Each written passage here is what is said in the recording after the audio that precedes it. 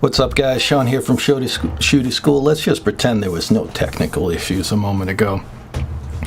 And that's good that all got erased, because you guys just won't hear me complaining about the price of Pro Tools. So if you're new to Pro Tools, if you're new to audio production workflows, consider not buying Pro Tools, because it's really expensive. Unless, of course, you're getting into like some really advanced audio production. At that point, maybe Pro Tools is right for you. So I love Pro Tools because I've been in it for almost 2 decades. It's in my fingers, so I use it so well. But you know, I use a lot of other DAWs too, and we'll see if I catch up on those and slowly work Pro Tools out. We'll see how that goes. Anyway, I'm Sean from Shootie School. I do the most elite EZDrummer 2 tutorials on the internet. And thank you for Harley. What's up, dude? Sin Knight.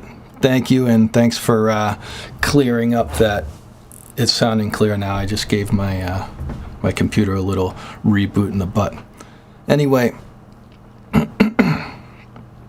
I was saying, forget what I was saying.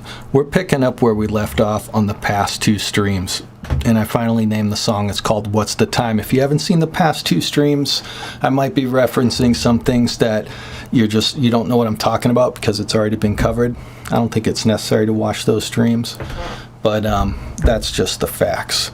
But here we are. We've got a typical, actually a not so typical metal song with multiple time signatures jammed in throughout. And this song I wrote it with the intentions of teaching it as curriculum, so it's not really like a heart and soul Shootie HG song.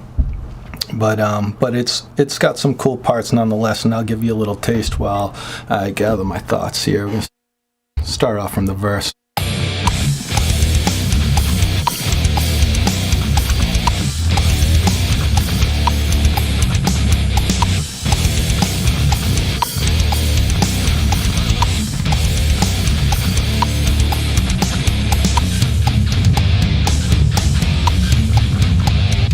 And so at this point, we've already experienced 3 different time signatures.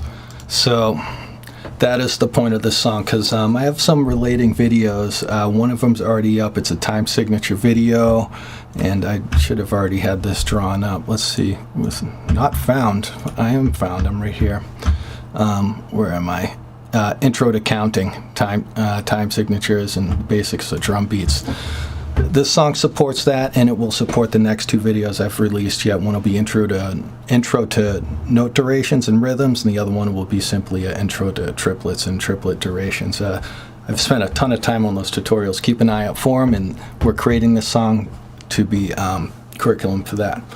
But so here's what we're up against. I'm going to try get into producer mode here and calm down and get into the workflow, and I'd be more than happy to screen questions related, in this case, whether it's generic DAW workflow, anything specific to Pro Tools, anything specific to EZDrummer. I'll take breaks and screen those questions at any time.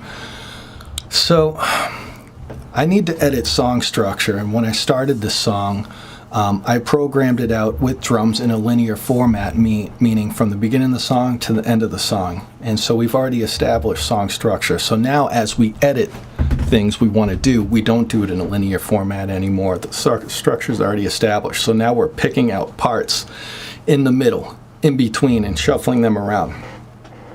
And the reason why I don't know if I put it yet, I put advanced song structure editing. I consider this advanced song structure editing because if this was all in 4/4 or one single time signature, it'd be a piece of cake. You'd hop in grid mode, you select something, you pop it over there, you paste it, and it's done. But since we've already paved the way in a linear format with multiple time signatures, we can't just grab something from over here and plop it over there, because there will be a domino effect of errors because we also need to bring the time signatures with the copy and paste. So it's a little advanced, and so I don't over explain it. I did this quick graphic here. Let's hope Photoshop and Pro Tools at the same time doesn't crash my computer here. Come on. So getting into it, especially if you don't know anything about this song, the song structure that I'm going for in the verse The verse has 3 bars of 4/4, a bar of 7/8, 3 more bars of 4/4, and another bar of 7/8. You can see a sequence happening.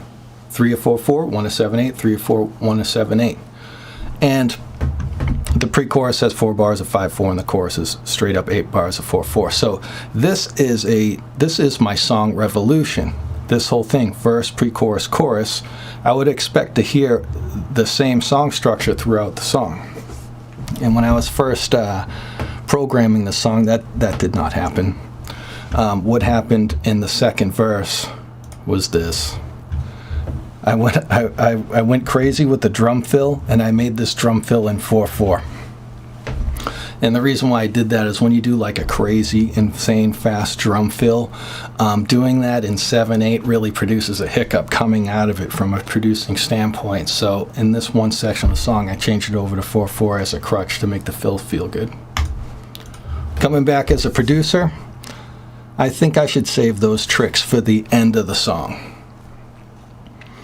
And what I want to do is take this crazy measure of 4/4, which is right here. Check it out.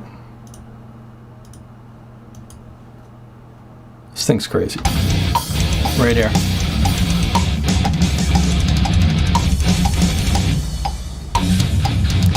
That's such a finale fill that I want it at the end of the song instead of in the middle of the song. And now we enter advanced song structure editing, because we need to take time signature changes with us. Remedy, what's up? I hope you're well. I hope school is good. So in the verse, like I said, I have 3 bars of 4/4, 1 bar of 7/8, 3 bars of 4/4, 1 bar of 7/8. Here's what that sounds like.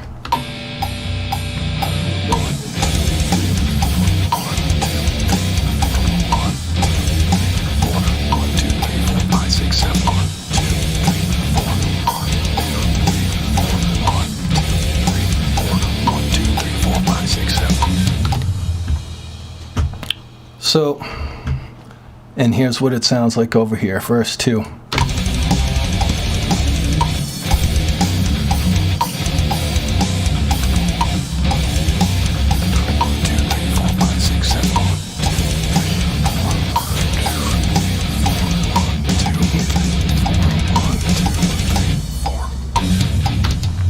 I want that at the end of the song. Now here's the trick, and I'm curious if it's like this in other DAWs. I assume it is. I have not done advanced editing like this in other DAWs. Step 1, let's get over to grid mode so we can make accurate selections. And since we're in a time signature of 7/8, let's make sure we can see eighth notes. Now we can.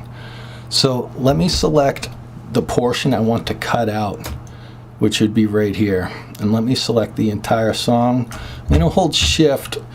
As you can see, the selection goes from the ruler up here through every track, but here's where you have to keep your wits about you, is the meter, which is this blue lane right here. We need to make sure that's selected. So I'm going to hold shift and select meter, and you can see now it gets dark. That's how you copy time signatures.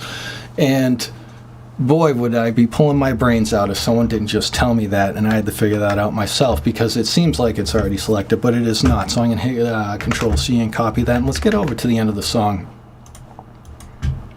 And then here's the trick. I copied all 4/4 measures, still selected, 4/4, yep. Copied all 4/4 measures, but I need to paste it into 7/8. Again, I want to paste the meter, so I'm going to hold shift and select the meter. Now the meter's selected. This part's going to be easy. The other part will not be. All I do is hit paste, and this 7/8 will get destroyed and bounced out of there, and everything should work good. Let me hit paste. Bam.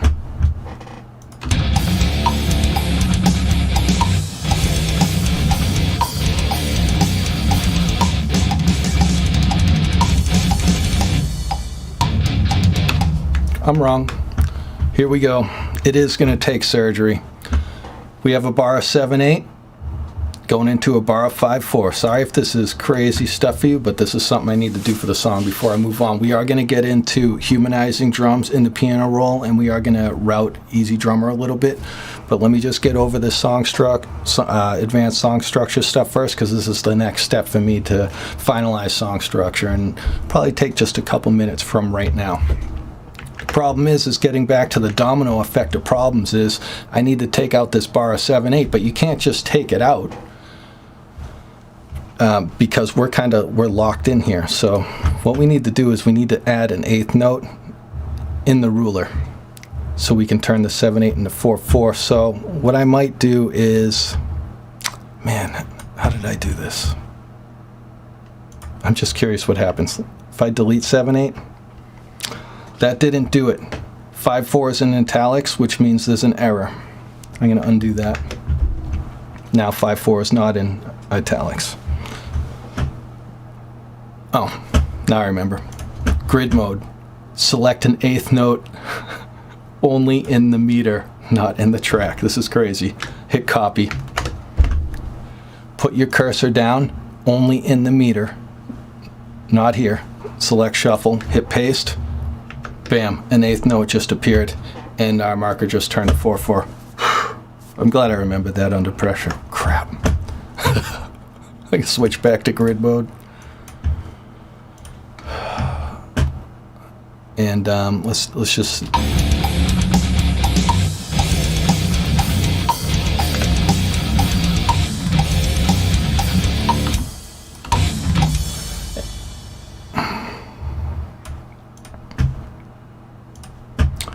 And lastly, let's bump. Now, we've only added that 8th note to the meter. Let me select all.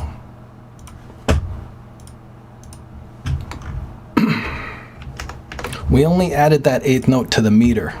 We didn't shift the whole song over. Whoops. We didn't shift the whole song over yet, so now I've selected the whole song and bumped it over an 8th note, and now we're good to go. This is surgery. What I need to do is make a video on it. Now I'm going to paste what I copied earlier. Nope. Have to reselect that.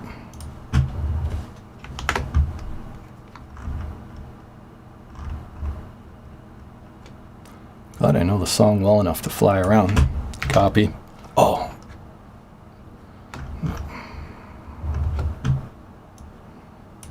This is what uncensored, unscripted,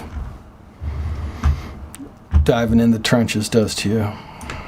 Bam, finally.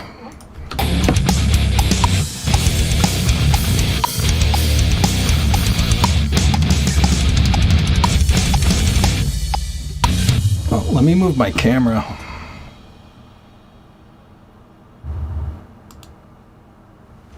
Sorry about that.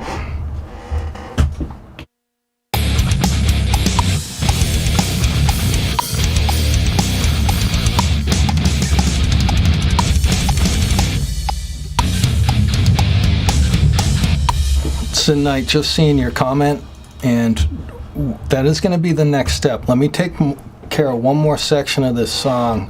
I know this stuff isn't super intuitive, but I'm doing an experiment. I'm trying to do an entire song from beginning to scratch, and this is a part of editing song structure with multiple time signatures. It is surgery. It is a headache to maintain and copy and paste different time signatures, but I'm almost done. So now let me find the part I want to paste over this 4/4 fill. Where is it? Right here. So we just took this section and pasted it to the end. Now I want to take what I wrote over on the end and paste it in this section, which is located right here.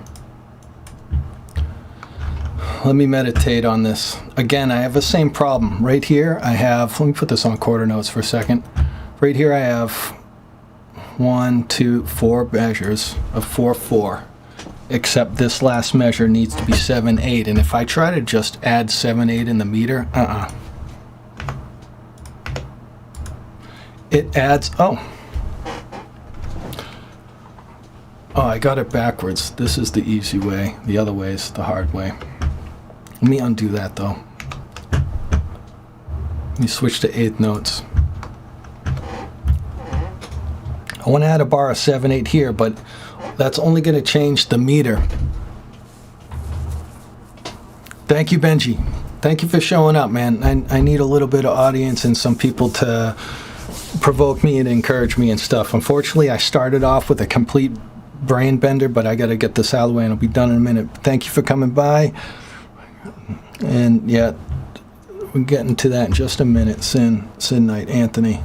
So if I add 7/8 here, which will just subtract an 8th note from the entire song, our grid's going to be off. So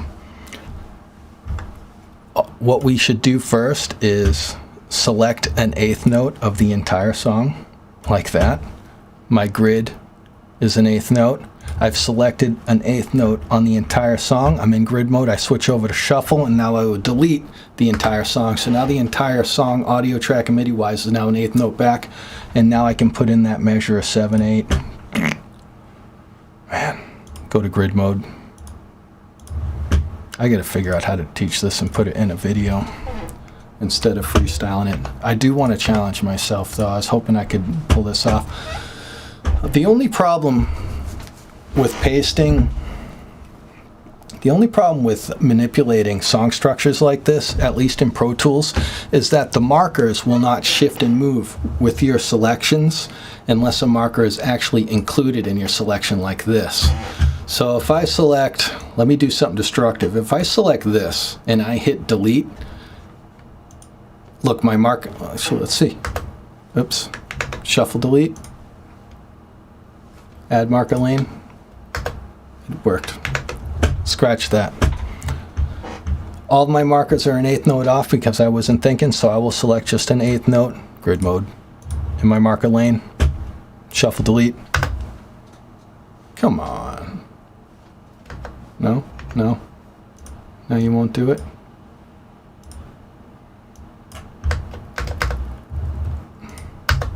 The marker lane is tough, man.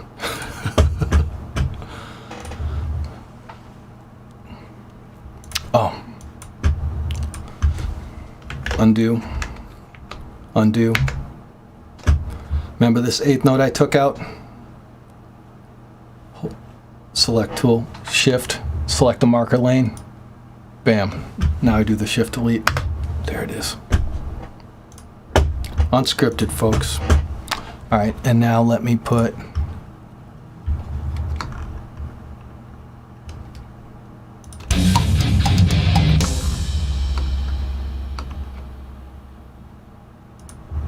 get over to chord notes so I can see better. There we go. All right, we're done. We're done with the song structure editing. Sorry that was a pile of crap, but oh no. Oh no.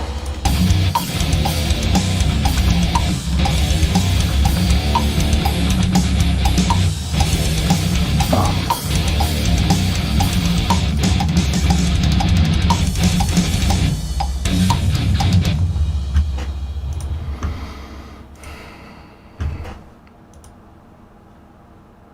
Now I got to fix a different problem.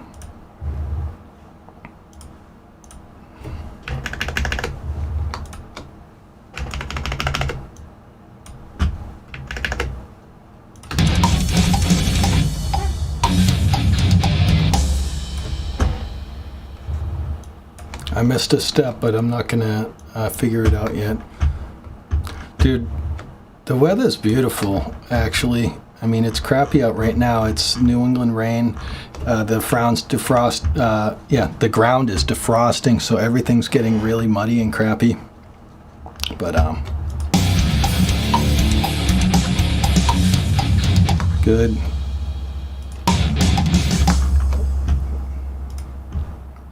Copy this part. Hopefully I'm out of here after this. Let's hope I didn't make any more mistakes.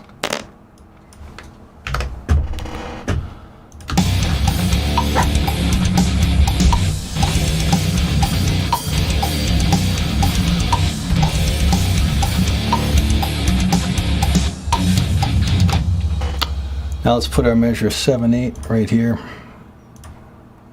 Did I lose my vibe already? I'm going to pick it up back up for you guys in a second.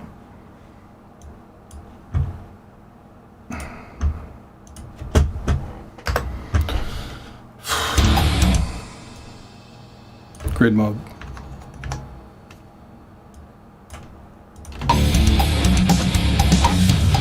Alright, honestly, I just did so much crap right now. I'm going to hear the song and make sure it's good. Let me show you guys a project that I'm working on for Shootie School. It will be the first official Shootie School product. It's not available yet, even though this advertisement makes it seem like it's available. You can tell I've been busy when my desktop looks like this. I'm going to listen to the song. We can listen to the song and I'll leave this ad up. I'm going to decompress for a minute. We'll get back to it.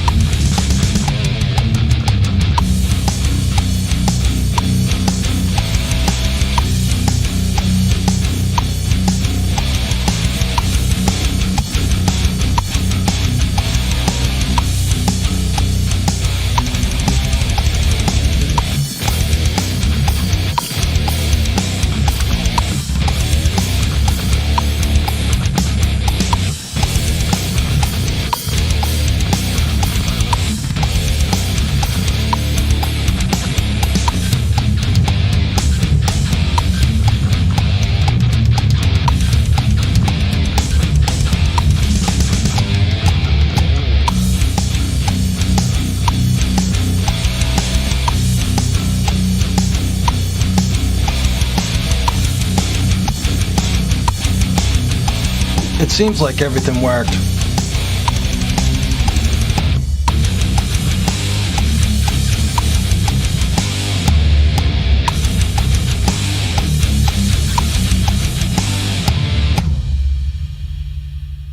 Anthony, I forgot about the mashed potatoes part. Anyway, it seems like this worked out.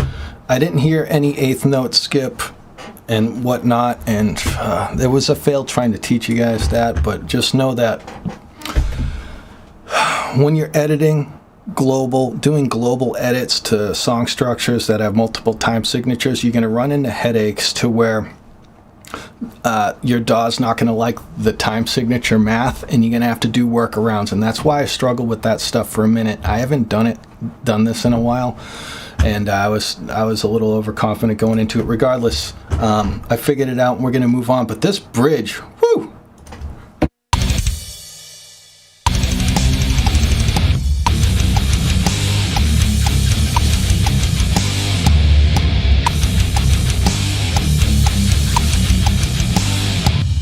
You don't need any butter for mashing those potatoes, man.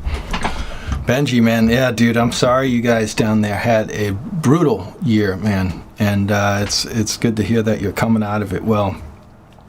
I have no complaints compared to you, that's for darn sure. All right, let's get into humanizing drums, and let's take a look at a bunch of dots that don't look creative in any way, shape, or form. And again, I'm completely unscripted, so let's just hope I get it good right out of the bat. Now, are all these gridlocked?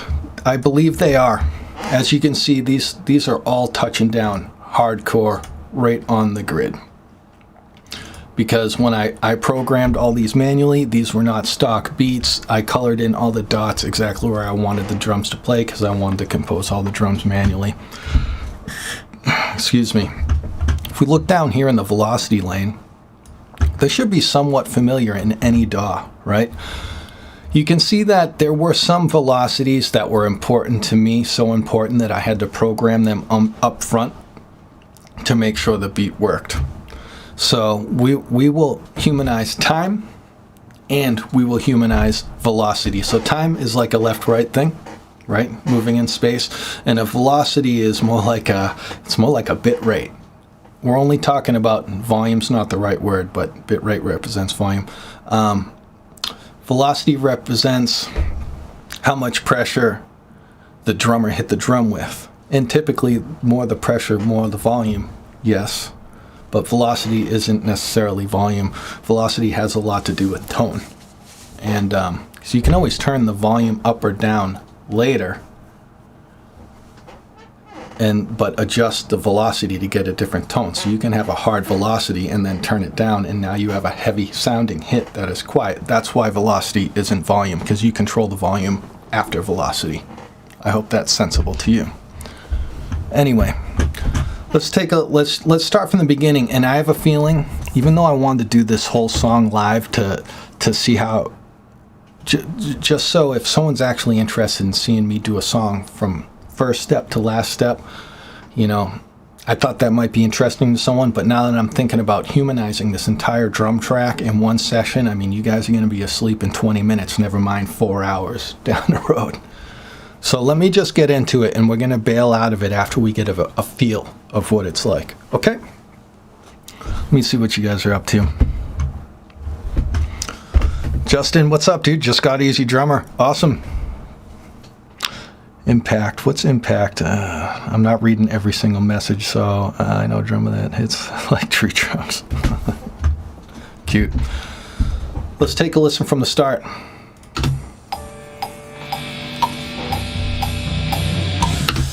Those guitars are feeding back. There's a little pedaling eighth note on the bass.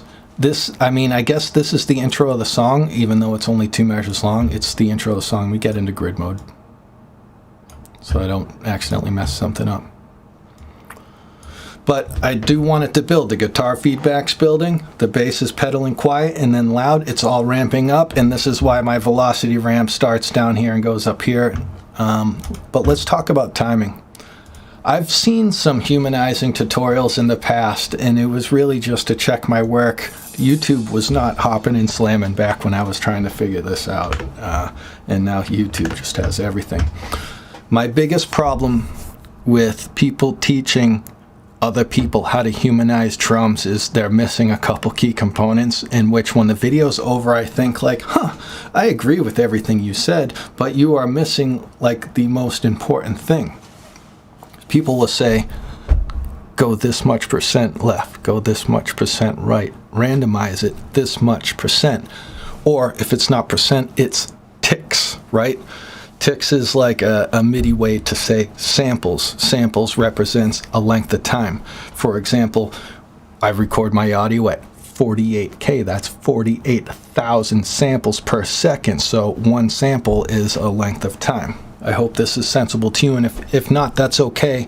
Hear it for the first time now, so later as you hear it more and more, it'll start to register more and more. So people say the secret sauce is 7 ticks off the grid. That's a great place to start. The problem is there's way more math to it. There's the tempo of your song, right? Let's talk in milliseconds instead of samples or ticks. Let's talk into a measurable amount of time that you and I understand. There's 1,000 milliseconds in a second, okay? If we're playing death metal at 220 BPMs, I mean, that's the metronome, right? If you move something 7 milliseconds to the left or the right, it's gonna hurt that beat bad.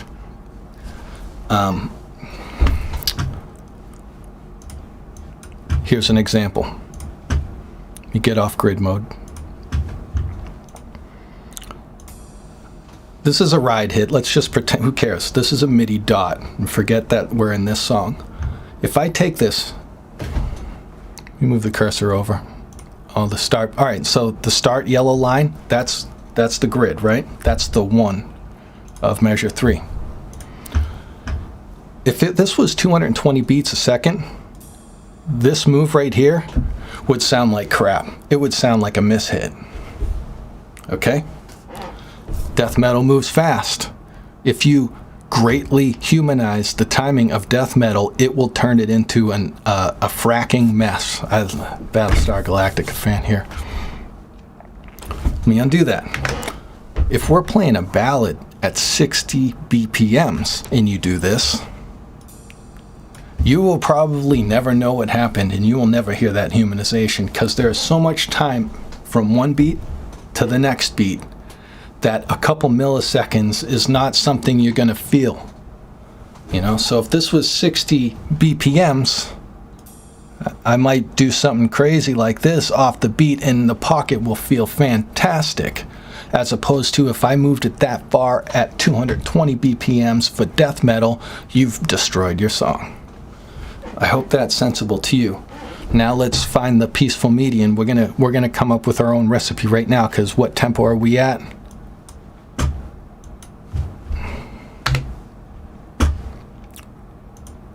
But go to the beginning. There we go. We're at 120. We're at the most basic, obvious tempo ever, which is a great place to do a tutorial like this. All right, we're getting into it. Was Battlestar ever popular?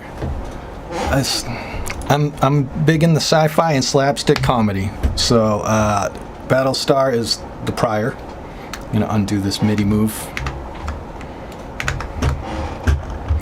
Man, I was just addicted to the show. I don't know if it was because of Starbuck. I don't know. Females in sci-fi movies that wear tank tops, they're attractive. It doesn't even matter what they look like, they're attractive. So I don't know if it's Starbuck that hooked me, or it was a good series though. The soundtrack, the cinematic percussion they are always doing during battle scenes, fantastic. Check it out if you're into cinematic percussion. I am. I got a tutorial, action strikes on my channel if you're into cinematic percussion. Let's get into it. Our drummer is not a robot, or we want our audience to perceive our drummer not as a robot. Why do I have this? What? Oh man, I just updated Pro Tools. Just updated it, so who knows what bugs I'm gonna deal with. Crap. I might have to end the stream. Oh, whew. I was about to give up because I haven't hit save in a while. I mean, I think auto save's on, but man, it would have been a bummer to lose all that song structure work. What's up, Raymond? What's up, dude? I recognize your profile picture. I forget when you were chatting with me. You were complimenting me a week or two ago, and I remember appreciating that. So welcome. Right now we're getting into humanizing drums. Anyway, let's figure out a recipe. In your DAW somewhere, there's going to be MIDI filters that will affect your velocity from a global formula point of view, and affect your timing from a global point of view. And we're gonna do timing first. So Pro Tools is either Control 0, Alt 0. Here's Alt 0. Bam, there we go. We are already quantized, but in Pro Tools it's called Event Operations Quantize, and Quantize will actually help us humanize. I really should have done some pre-production before doing this. I'm challenging myself. I'm trying to train myself to work under pressure here live, so we'll just see if I get through it or not. First question to yourself all the time: am I working with triplets or not? If you don't work with triplets yet, you don't have to think about this. If you're working with triplets and straight notes at the same time, you need to deselect your triplets because you're about to destroy them, okay? In this case, I just have, was this eighth notes? Let me check my math. No, these are quarter notes. I have quarter notes, so I can select any straight quantizing value. I could select, let me just select quarter notes right now. Let's take a look at our options. We're doing timing, which is left to right, velocities up and down. We're doing timing, left to right. So whenever we add and manipulate a volume here, it's going to take these MIDI dots, bars, notes, move them left to right. Offset grid is more for a latency point of view. It moves everything one way or the other. That's not what we want. Tuplet's a triplet term, which I don't even ever touch that. I attack triplets individually, which is just a safer thing to do. Randomize is important. We'll get to it.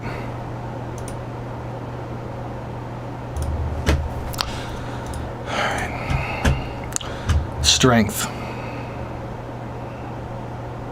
Randomize. Strength is how far do we want to push something towards the grid. Okay, let's just go. Let's make sure I'm right and put this at 20% and random, and we'll take randomize off to see what happens. Nothing might happen. Correct, nothing happened. Randomize 20%, 7% randomize. Bam. Now we're moving things around. Take a look at this. This node has moved left. This node has moved left, but slightly less. This node has moved right. This node barely moved. It barely moved right. This node moved left. I'm trying to remember how to... So, I'm going to undo that, because that was not what I was looking for. I need something greater than that. But what is the recipe? If I do 100% at 7%, that was a bigger hit.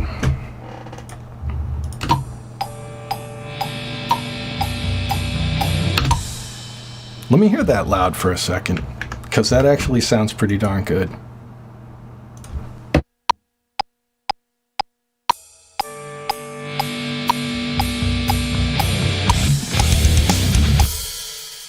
That actually sounds pretty good. This might be our recipe. All right, what's happening in the recipe here?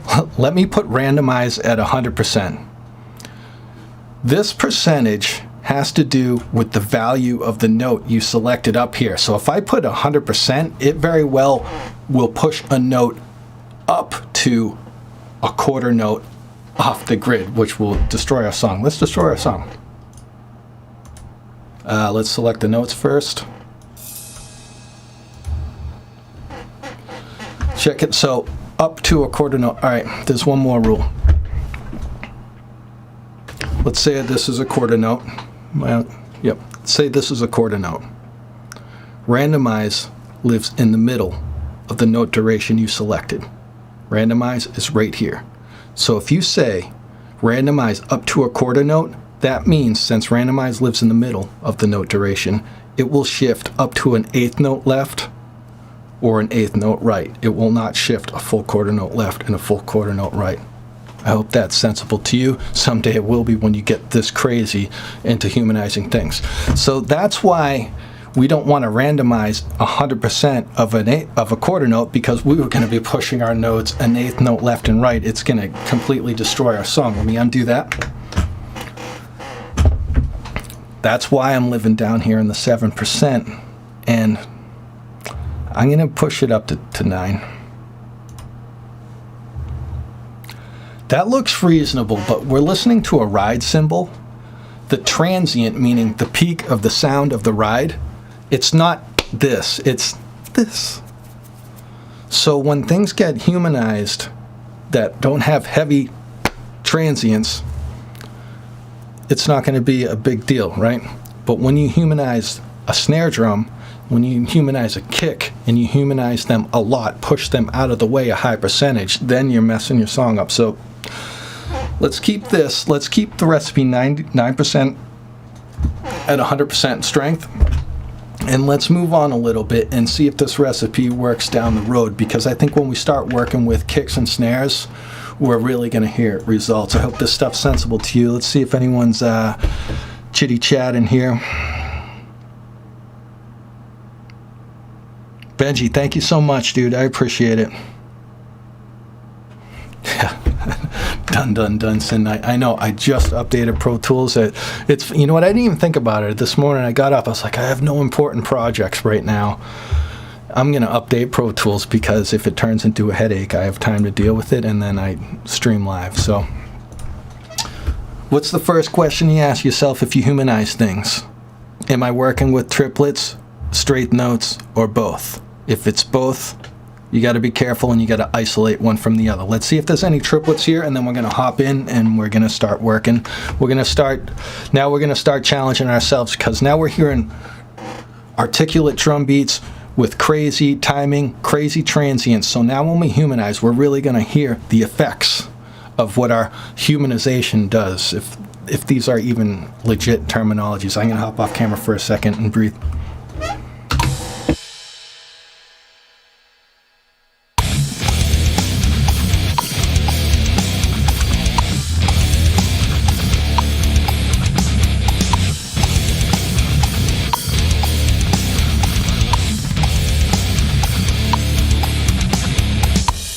These are all straight notes, which is a relief, and we will do, and before I decide to wrap this up, we will do some triplets. I'm curious, do we have more than 3 people in here? What, we got 7. Heck yeah, I'm into it. Welcome. If you're not speaking in the chat, but you're watching, I appreciate it.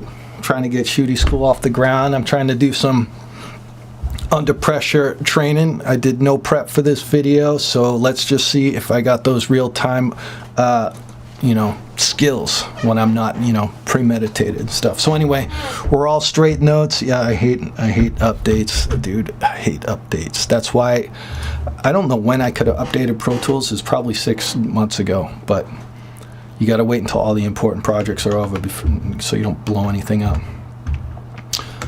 So these 30-second notes, let's take a peek. Those are 30-second notes.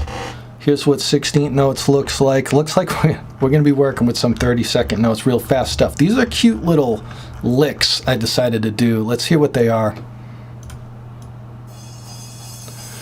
All right. If you saw the first stream, you saw me tune a cymbal to try and fake a splash, and this is a really fast 30-second note splash. Right? Let's see if we can hear it. Let me solo this up.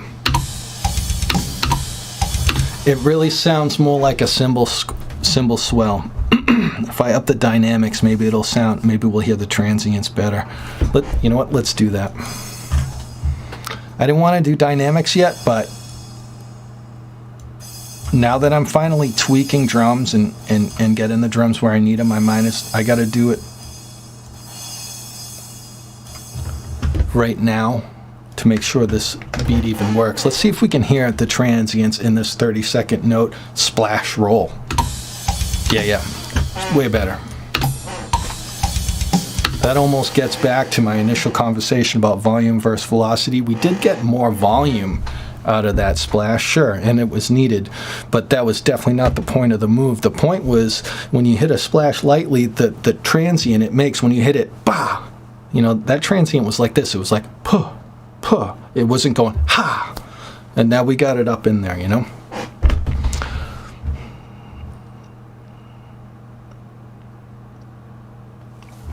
Rock on, Anthony. Anthony is the Sin Knight, by the way. Let me just check these 30-second fills real quick, and then we're going to go back and humanize. I just want to make sure I can hear them. What is this? It's the same fill, except I bring it over to the tom. Let's see. Let's make sure we can hear it clearly.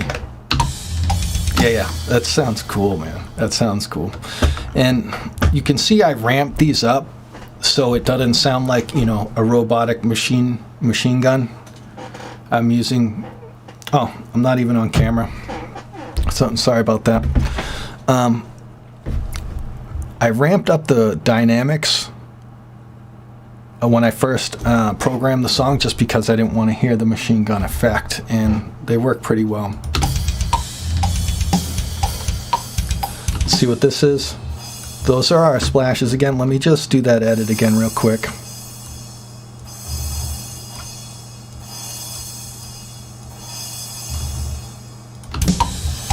I could have just copied my work over there, but you know what? We're humanizing stuff, so why clone the velocity? It kind of defeats the purpose of humanizing, I guess. All right, that's our toms again. All right, let's get to it. Let's find our recipe now that I can hear all those 30-second rolls.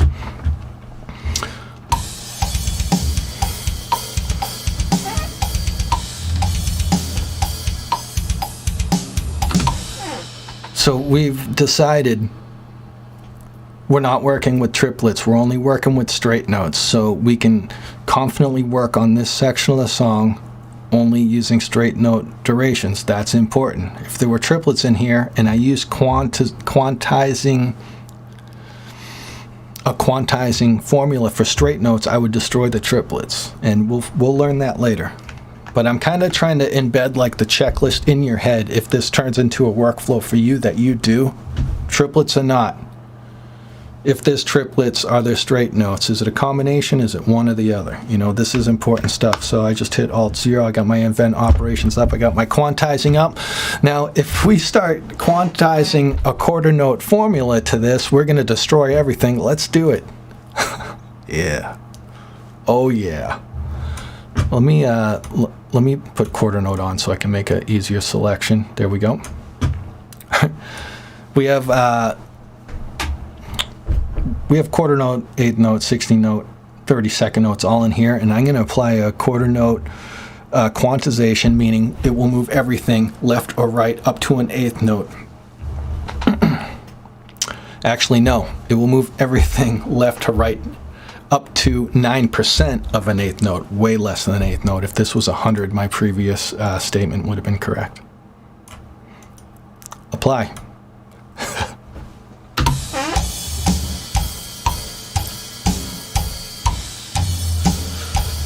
So we just instantly converted it into a Hey Breed song. Let me undo that.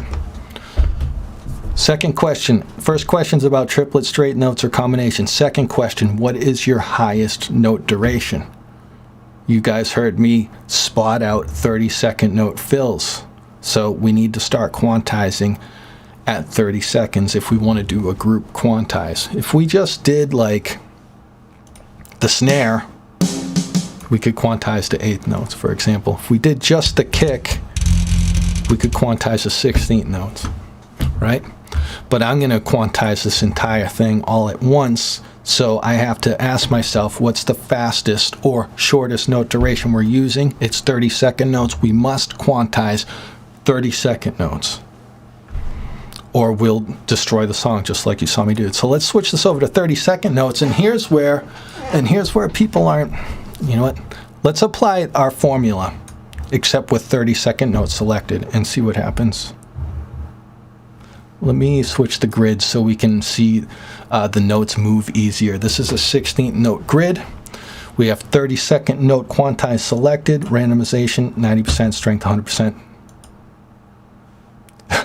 It barely did anything. Look at that. Some stuff happened, but look how far I'm zoomed in. I mean, let's scroll to the right.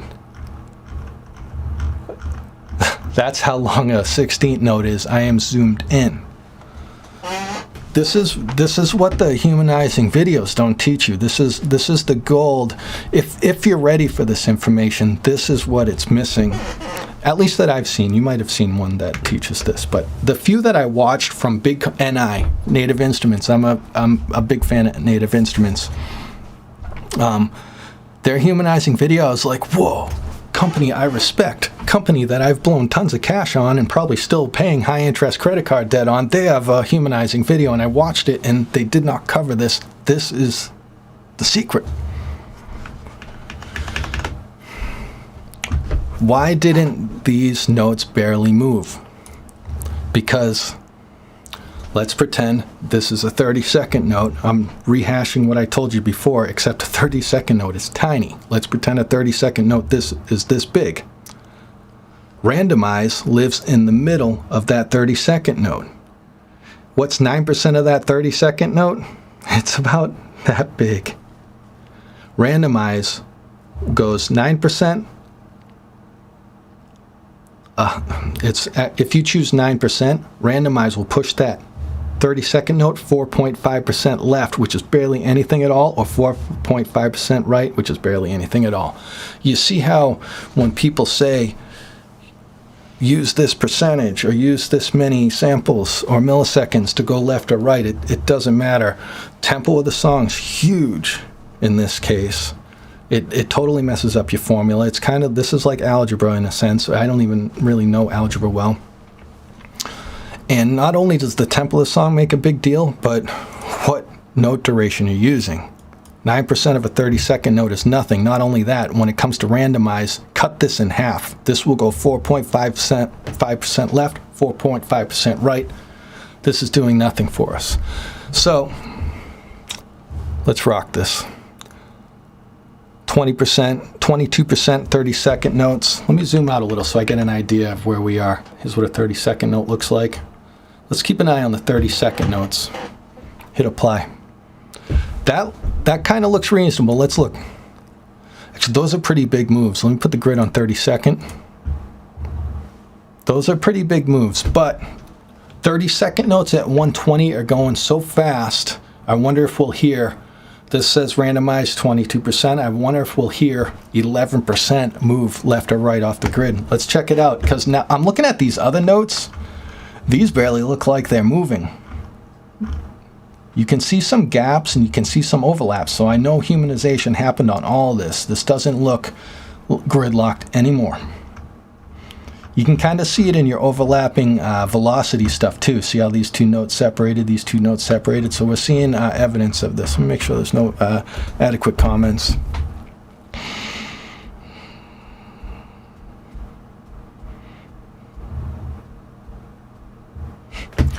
Correct, Anthony. Correct, my friend. 4, 5. In this case, I mean, your DAW might do this differently, or it just seems like all DAWs really do things the same way. It's just hidden in a different dialog box. So in some cases, you use milliseconds, ticks, which is more of a MIDI term. Ticks is a time measurement.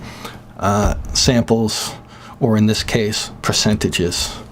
And because I'm a Pro Tools guy, I always see percentages. But, oh, look, there's ticks right here, whatever. I think regardless of any of the aforementioned ways to measure stuff, what you should maintain are the things I'm making a point to do rules on. Straight note triplets. What's your shortest note duration? For example, if I quantize this section at anything but 30-second notes, I would have ruined anything that played a 30-second note. So I started at 30-second notes, so it's more of a cascading effect of correctness instead of a domino effect of errors. I hope that's sensible to you. Well, let's listen to this. 22% randomize on a 30-second note, so we're up to 11% off the grid, and because it's randomized, it's not moving things 11% left or 11% right. It's moving things up to 11% left, 11% right. Sometimes it's 1%, which is minute, incredibly minute at this tempo and at this note duration. Sometimes it's 5%, which we're getting away from the grid. Sometimes it is that 11% where are we going to hear mishits, and that's what we need to listen for. Let's see what happens. Sorry to chat, but it's like, are people watching because they just want to see someone using the gear and now and then they hear an inspirational sentence? That's totally fine. Or are people watching to like really lift up the hood and fix the vehicle, because this is how you do that? You know, either way is fine, but that's why I over-explain. I hope it's acceptable to you.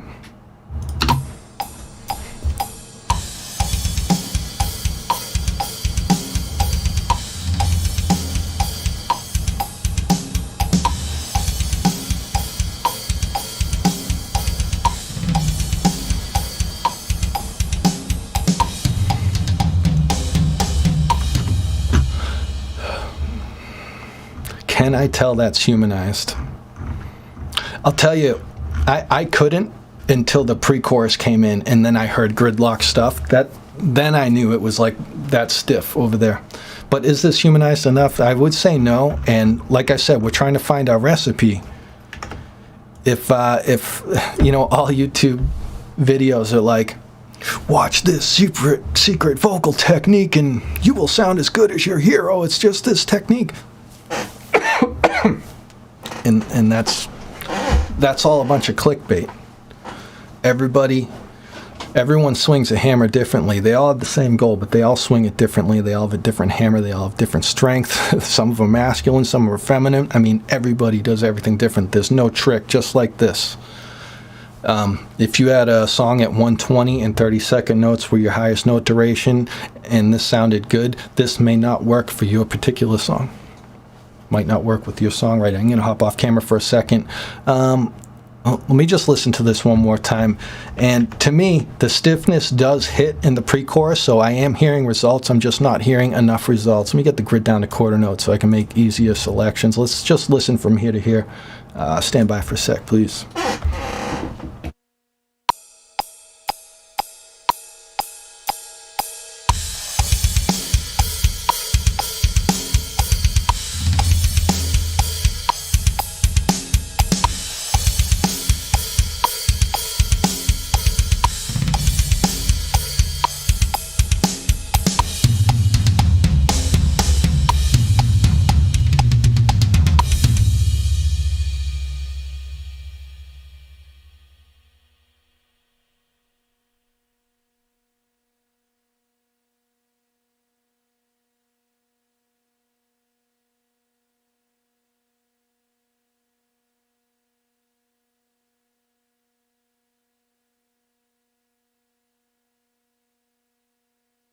My talkback mic wasn't on. I just moved it up to 32%. I mean, we had results, but not obvious enough results, so I moved it up another 10%. So let's see what up to 15% in one direction or the other of a 30-second note does. Rockin'.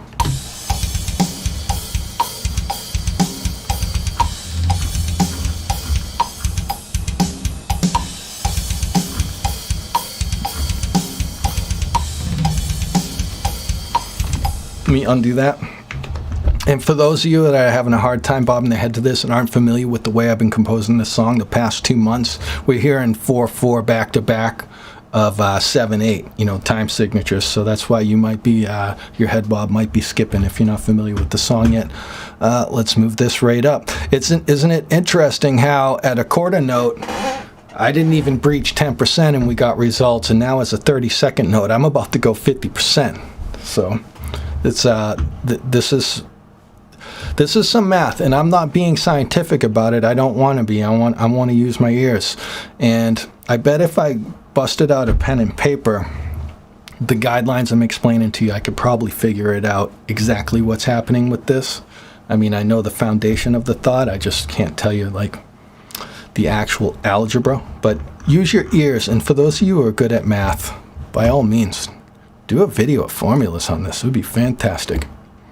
Let's apply 50%. Yeah, this stuff's getting pushed around.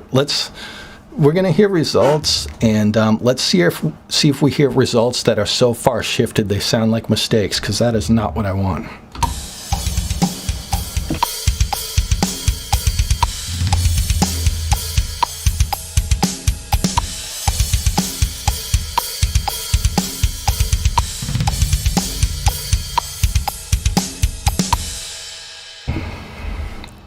I don't know if I want to touch it. All right, well, let me undo it and move it up a little bit more, but I'm ready to sign off on that right there. But let me undo.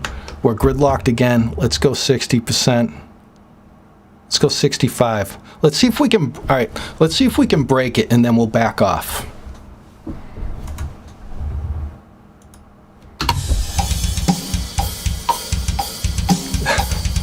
That is broken. Listen to the kick.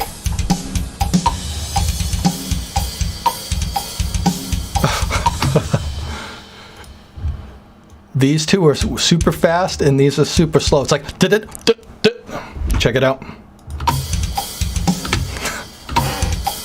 These two little groups, these should be symmetrical. It should be and now it's I apologize if I'm going into the mic too loud with my little explanations, but so we pushed it too far to break it. This is broken, right? So I'm just going to go back to where I was before, but at this point, if this is your passion project, now you might start peeling it back a few percent at a time and figure out what the sweet spot to your style of drum programming is. I mean, we're getting close. I have some comments. Let me hop over real quick.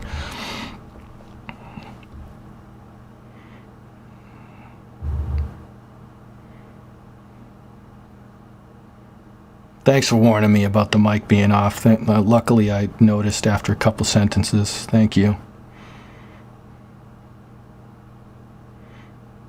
Oh yeah, that was. I love analogies. That was good for freestyle at least. Thank you, Raymond.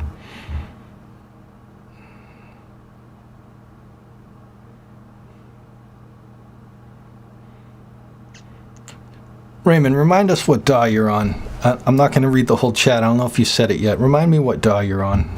Anyway, I'm going to hit undo.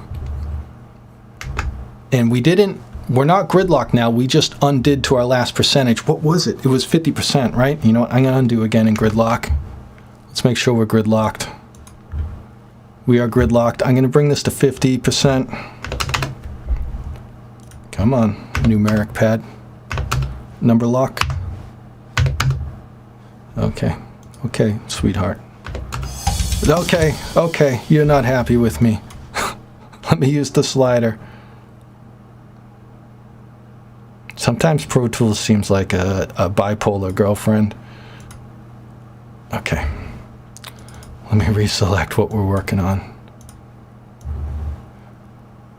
That was kind of an unfair comment towards Pro Tools, even though I'm a little spiteful at it right now about its price. It does not act like a bipolar ex-girlfriend is what I meant to say. It's just that I don't have my game plan. I'm not doing the due diligence on the numeric pad. All right, so 50% is, I think, what I did before. Let me just do that again, confirm, and then we'll move on. That stuff did move around. Boy, is that a cluster of 30-second notes. That looks bad, but let's not look at our work. We're in audio. Let's listen to our work.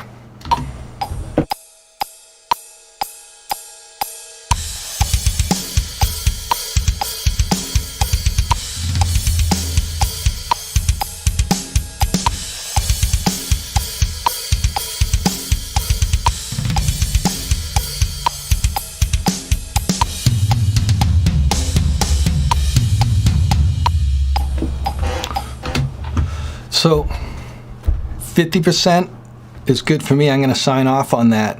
That did not break the beat. What do you guys think? And 65% was overboard. It completely broke the beat. If we weren't listening, backing up to what I was really hammering before, if you're not listening to sounds that you're trying to humanize, if they do not make a really piercing transient, you might not understand how much you're humanizing them. If we only judged the cymbals and the hi-hat here, we would have pushed those super out of time and never noticed. Or it would have taken us longer to notice, which is bad. You gotta listen to the kick. Well, if the kick has some high-end presence, you can really hear it click. You gotta listen to the kick, most importantly, the snare. Those are the instruments that are gonna tell you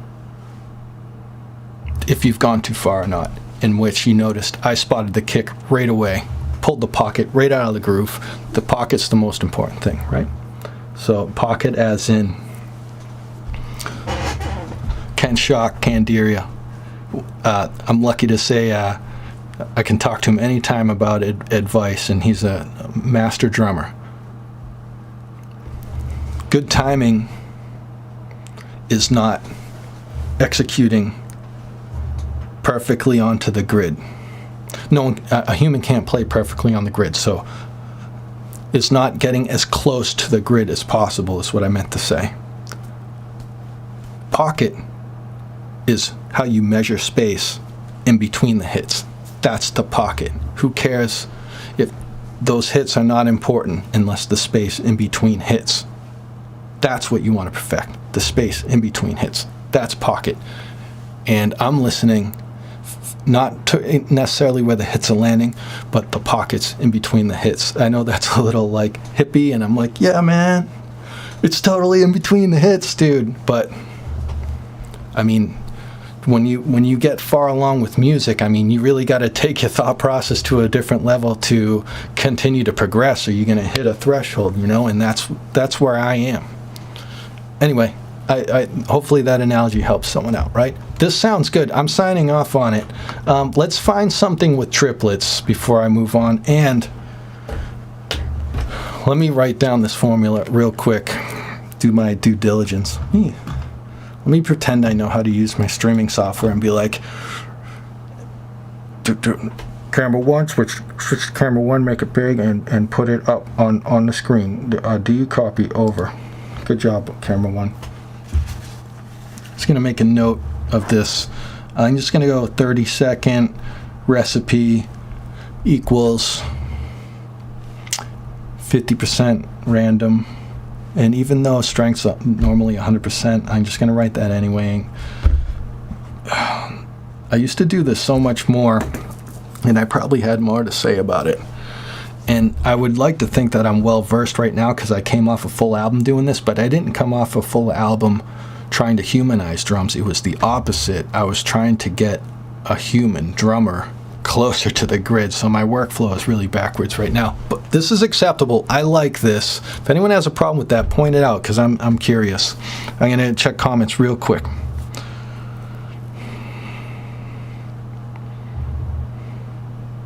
Raymond's on Logic. I like Mac products. I mean, I just don't want to pay for Mac right now. But I mean, the DAW is really about what you put into it, right? What plugins did you purchase? Do you have a quality interface? And what are your skills? All the DAWs have the same tools. And I've just invested in Mac too many times for me to retire a Mac and then have to buy a new one. That's just happened too many times. I'm kind of getting that way with Pro Tools right now too. It's like, all right, let me hop back on it. Rock on, Raymond. Appreciate it, dude. Let's find a beat that has some triplets, because I'm going to do a video in the future on humanizing, which will probably be pretty freaking hardcore compared to what I'm talking about right now. Right now, I'm just kind of like, it's like I'm on stage and I'm just trying to maintain audience, you know, attention span and keep them watching. But, you know, I'm going to meditate about the way to present this subject, and I'll probably crush all when it happens. You know, I'll do my best. Compared to this, I will crush all. But this should be a fantastic introduction, though, because no one's ever taught me this. This is what I figured out. So here we go. Let's keep moving out. Let's just see if there's triplets in the pre-chorus. So what I'm going to do, I'm going to cheat and just change the grid to 16th notes and see if anything looks funky on the grid. And this is all straight notes. Oh, right there. There they are. Those pesky triplets. Might I say those fantastically fabulous triplets. But they're pesky because I have to leave them out of my quantizing selection. What do we do, people? Look, we have 30 seconds. All right, first question. Trying to get this into your muscle memory. Are we working with triplets or not? Yes, we're working with triplets. Are we working with triplets combined with straight notes? The answer is yes. Be careful of what you select, right? I'm going to make this selection right now the first time slow so you understand what I'm talking about, but after this I'm probably just going to do the selection really fast. So here's what we do. We select everything in the beat, and then if you're on Pro Tools, I will hold Shift and I will deselect the triplets. Now when we quantize, we will avoid those triplets, and when we're done quantizing all the straight note durations, we will then do the opposite selection and only quantize triplets. And before we do that, we will select the quantized grid to go to triplets, right? So let's go after these straight notes. And you know what? There's 30-second notes in here. We already know our recipe. Let me just apply our recipe. And I'm not saying it's going to work. We got to use our ears first, okay? We can see everything got bumped around, so we successfully did something. And I'm going to give it a little pre-roll out of the last section, because transitions, as I expressed in my last video, they're the hardest thing for me. Transitions are the hardest things about songs. I feel like I can write a solid section here and I can write a solid section here, but how do you make these two sections marry? The transition, that's the hardest part. Getting two ideas to get together. So that's why I'm not just going to listen from the pre-chorus. I'm going to listen from before the pre-chorus, because I need to hear if they're marrying. Never mind if the move worked or not. Stand by.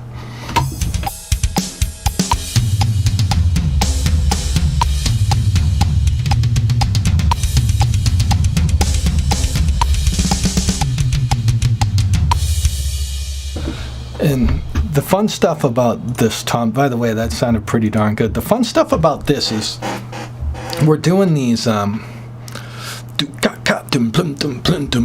there's these double unison hits on different toms. Like I'm coming down, am I on camera? Oh, good. Oh yeah, I'm big. I don't want to be big anymore. Keep camera 2, put it in the bottom, right?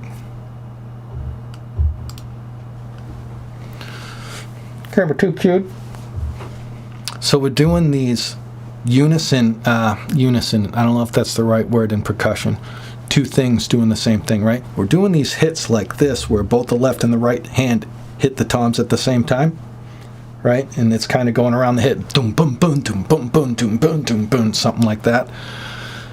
And since these are slower note durations, they're hitting in unison. Now we're getting a natural flam out of them, and this is where the humanization, this is where I can really hear it, and I could hear it the second I hit play, and this is fantastic. A flam is when two notes are intended to hit, no, scratch the word intended. A flam is when, hopefully you already know this, but A flam is when two notes are going for the same hit, but purposefully offset themselves slightly, but so slightly that it is not considered a note duration off. So it's like,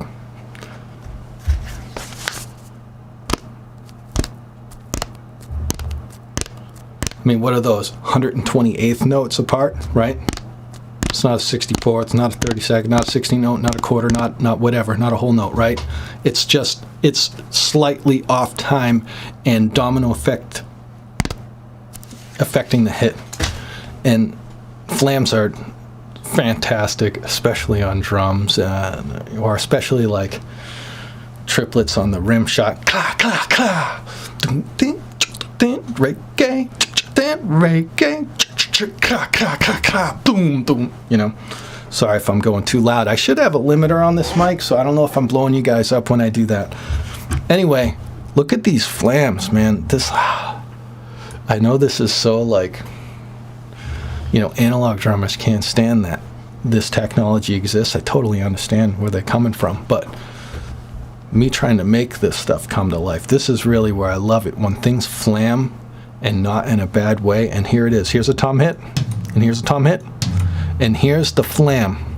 What are we looking at? We're looking at 16th notes. These are, all right, this, from this grid line to this grid line, that's a 16th note. So from here to here would be a 32nd note, right? So in between that would be a 64th. After that, help me, 128th. These are less than a 128th. I mean, it's like a, you see how a flam isn't measured in time, because it's really just, it's more like an echo. And there's that beautiful flam.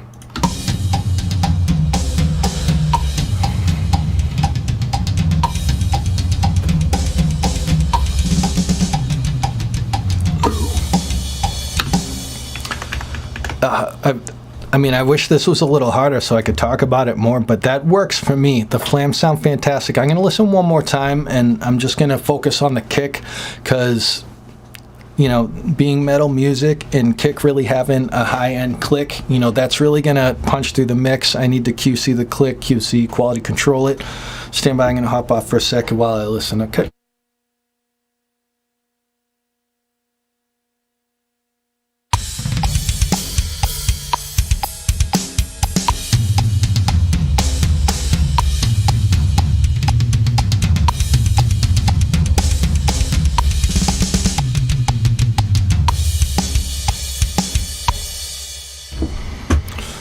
Cool. The triplets at the end are the only thing I'm concerned about, and we've decided we're going to work on those separate. So here we are. Does the kick move to triplets? That I did not check. And that first rule I've been telling you since we started this, if we're working with kick and straight notes at the same time, we need to separate them. Did I mess up? Let me undo the quantizing I did and see what note duration the kick is here at the end. Oh.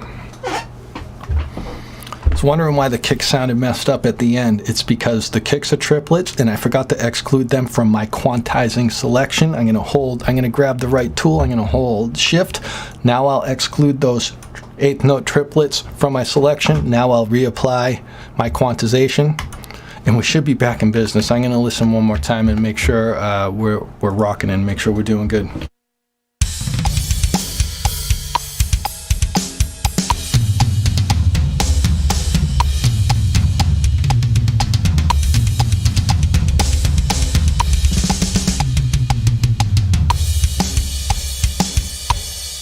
All right, at least I thought I was going to run into a big problem at the end, but that was just me not making the correct selection. So now we're in triplets areas, people. So this is very simple.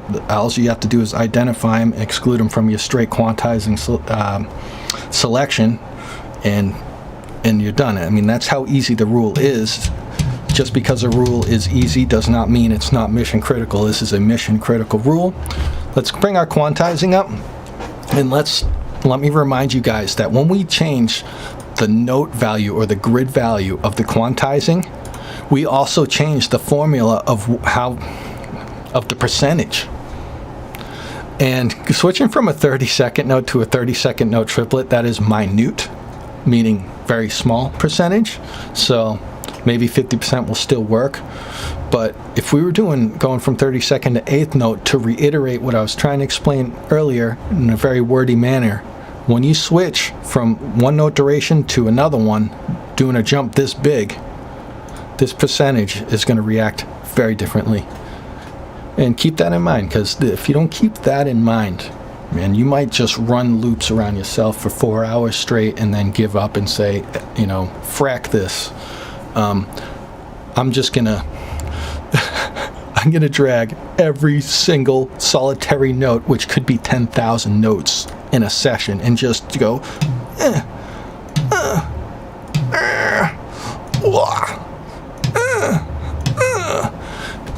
I only adjusted 6 notes there. Not only did I only adjust 6 notes manually, they might not even sound good yet. See how long that might take? And I speak from experience, folks. This is how I humanize things before I realized before I understood how the formulas worked in the edit operations quantize window. Let me undo all those. So I'm just trying to, I think with that last example, by manually moving those 6 notes around, maybe that will encourage you to think a little bit more about what I've said the past 10, 15 minutes or how long it's been. Like, oh, should I go back and listen to that? Because I do not want to manually quantize everything like that. You know how many times you got to hit undo if you don't like it? If you do that to a whole beat, that whole beat has 500 moves, I mean, you're fracked, dude. You're totally fracked. I'm going to start saying fracked, because I'm trying to do my best not to swear on my channel. But typically when I'm on stage, especially back in the day with my band, when I'm under pressure and rocking, I swear so much. It's so bad. We're back. Quantize grid. In Pro Tools, you select your note duration, and then underneath that you say, is this a triplet or not, simply by selecting triplet or deselecting triplet. It's like that. And of course you have your dotted note too. I don't even want to explain a dotted note. If I had a dotted quarter note, that would mean I would have one quarter note plus an 8th note. Definition done. You can go from there if you're curious. 8th note triplets, randomize 50%. Let's just do it, see what happens. I'm curious now. I was talking about how fantastic toms flamming when they play in unison are. It's been a diet of coffee all day. My Thursdays are brutal.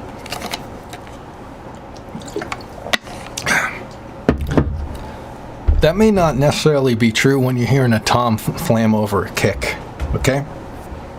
In this case, I bet it'll be fine, but when you really start pushing stuff out, high percentage values, humanizing things, when you have that clicky kick, it can really reveal your humanization moves. So again, make sure you're listening to your work. Listen to those high peak transient instruments before you sign off, because they're going to reveal how much you messed up. Let's check out this triplet at the end, 8th note triplet fill at the end.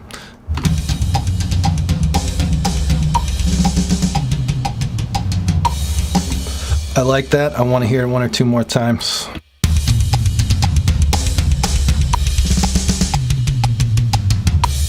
They're flamming a hair, but it's just making it sound fatter. There's one thing about playing in unison. Let's say we're hitting 2 toms at the same time, and let's say we are a robot and we are from a scientific standpoint hitting both these at the same time. Those 2 instruments transiting at the same time, it's going to be such a volume peak, possibly phasing as well, but it's going to be such a volume peak, it's going to unnaturally jump out, and you're going to have to come up with these workarounds of dipping and ducking the volume there, because you're hitting stuff at the exact same time, especially loud 2 toms hitting them full on. My velocity is typically 115 for metal stuff, by the way. That's where I start, not necessarily where I end. 2 toms getting slammed at 115 velocity technically at the same time. 1 tom transient's going to be here. Double that, I mean, these are going to be peaks you're not going to want to deal with later. And this is just like a little added bonus that when you start humanizing these peaks, instead of two on top of each other, they completely amplify each other. Now you got them next to each other. So now you're not having this unnatural double transient peak. You're not going to have to overcompress in that area or limit an area, or amateurs might be like, well, I got to turn that down, you know, and then have to deal with like the battle of, well, if I turn this down here, it's too quiet for the rest of the song, blah, blah, blah, blah, blah, blah. This is another reason why flamming is great. And just milliseconds at a time flamming, so these transients don't meet at the same time in space as in coming out of your speakers. This time and space, you know, so unnatural volume transients, you know, so humanizing really gets rid of some of that stuff. And exclude the word really from that, because it's not that obvious. But when you start looking at your VU meters or watching your compressor work, you know, you'll see results there. And I like this. This is sounding a little thuddy and a little flammy in a good way. It's sounding thick. It still sounds really tight, but this is metal, and I personally like the sound of overproduced hard rock and hard metal, and this is an example of the sound I like. I do want it to be tight. I do not want it to be perfect, but I want it to be tight, and this is an example of that. And you know what? Let me undo 50%. Let's do 55%. Let's see if we can get a cooler sounding flam, or let's see if we can break it. I have no problem with that. Let's give it some pre-roll.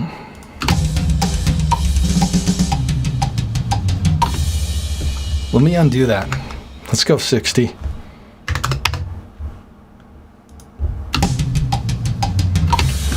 I can hear it starting to separate. Is it good? Is it bad? Pre-roll, pre-roll.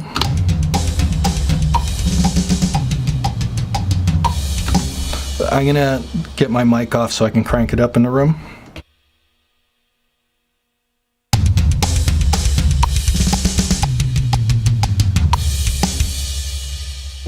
Let's keep it. It's fantastic flamming. If it was faster than an eighth note triplet, yeah, no, it's starting to separate too much, but it's not. It's an eighth note triplet. It's slowing down this whole groove. And I like a flubbity flub flub is what we got, and that flubbity flub flub is good. And say that 5 times fast. Put it on your YouTube channel and tag it below. Flubbity flub flub, flubbity flub flub, flubbity flub flub, flubbity flub flub, flubbity flub. I can't do it. I almost made it. That was 4 times.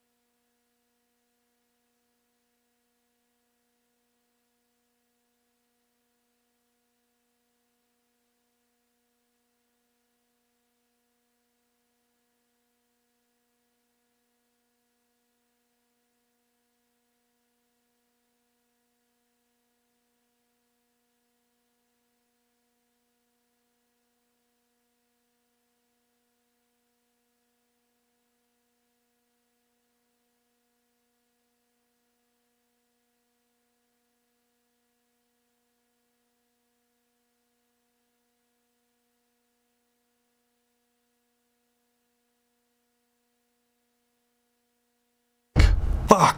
Whoops, I swear it. Frack. When did I turn the mic off? Darn. And what did I cover? Here's what I covered. I was reading the comments. I'm so sorry. Thank you, Anthony. I'm so happy you showed up, Anthony.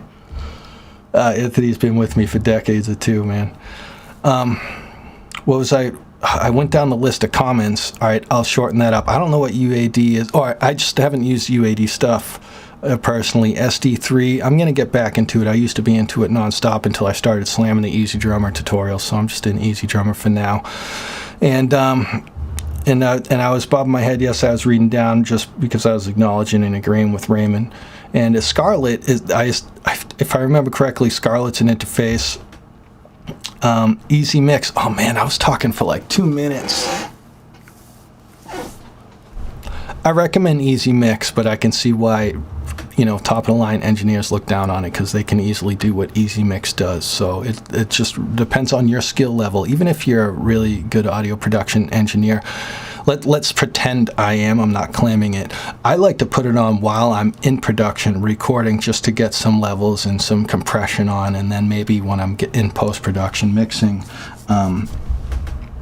is when I might pull it off if I'm feeling confident, and then do all my dynamic effects there. I like Easy Mix for dynamic effects. I typically go to other plugins for creative effects.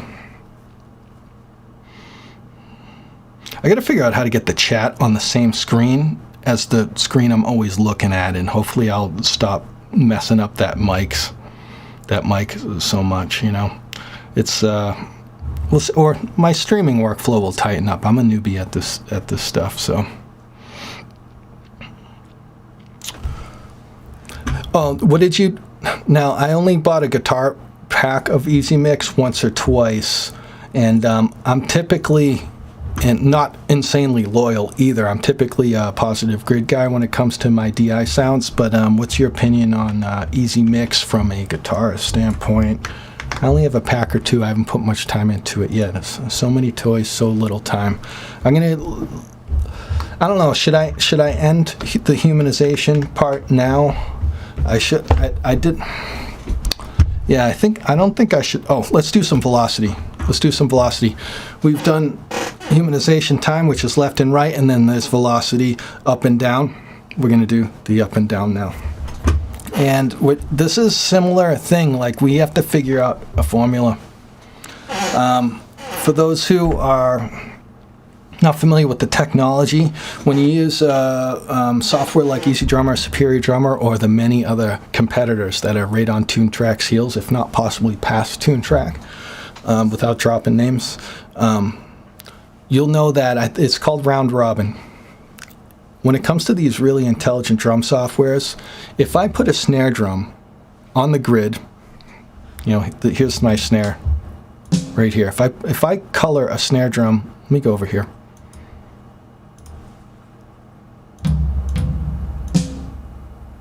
There's a snare. That snare is at 115 velocity. When I put that snare down for these intelligent drum software programs, it doesn't pull that 115 velocity snare drum sample out and go, this is the 115 right here. I'm going to get it. Here it is. This is what you hear every time you program 115 velocity. That is not happening. I believe they call it pools. It's a group, pool. It's the same thing in this conversation. When you say, here's a snare drum at 115, it says, why don't you go over here to this pool of samples, not one sample, and pick one of those. And there might be 2 in there, there might be 20 in there, there might be 500 in there. It depends on the software, and then I don't actually know the answer to this, but there's more than one. Definitely more than one. And so every time we put a snare down, and we play these snares. Now these are all snares programmed at 115 velocity. Every time we put a snare down, I can tell the very, very slight difference. It's going not to the one single 115 velocity snare sample and pulling the same one every time, it's going to a pool that's generally in that velocity area and picking a random one out, a random one out, and random one out, and random one out. So you are not hearing a clone sound. That's what's happening. And then there'll be velocity thresholds. Let's say from 100 to 115 is one pool with 20 samples in it. You're going to get a random amount of those 20 samples when you program in that velocity area, right?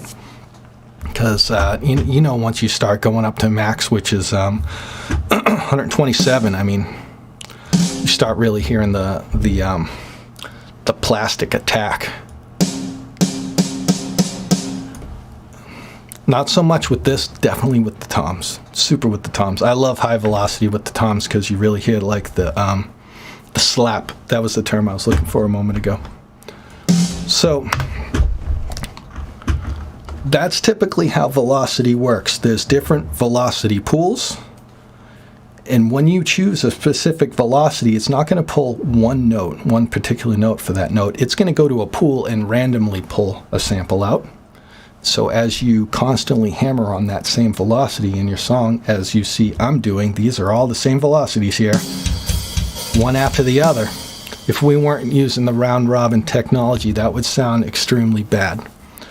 So even though it's pulling random and different samples, it's not random enough to feel human, so now we will humanize velocity. I hope you followed that, and if you didn't, because that's way ahead of you, that's okay. Just try to absorb it, because if you continue this type of career or serious hobby, this is going to have to make sense sooner or later. So just let me try and get these terms into your head and try and get a few tidbits you understand, so a year from now you're like, oh yeah, now I remember it, now it's making sense, you know. This is like a form of accelerated learning, you know. It's you need to be introduced to things in short intervals multiple times to learn it most effectively. Make sure no one's yelling at me. I wish I didn't do. But you guys are forgiven. I appreciate it. I use for guitar, is it right? Excuse me, did not DI the guitar. I got.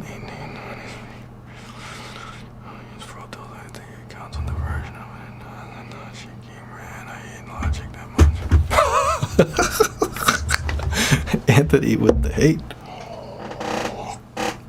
Alright. I'm a fanboy, I can't help it. Let's humanize velocity. Now, I'm going to humanize in such small degrees that it will not destroy these natural velocity ramps that I introduced you guys at the beginning of the video. These velocity ramps, bop, bop, bop, bop, bop, bop. Whoops. You know what, let me get the velocity lane up better. These velocity ramps, and what is this?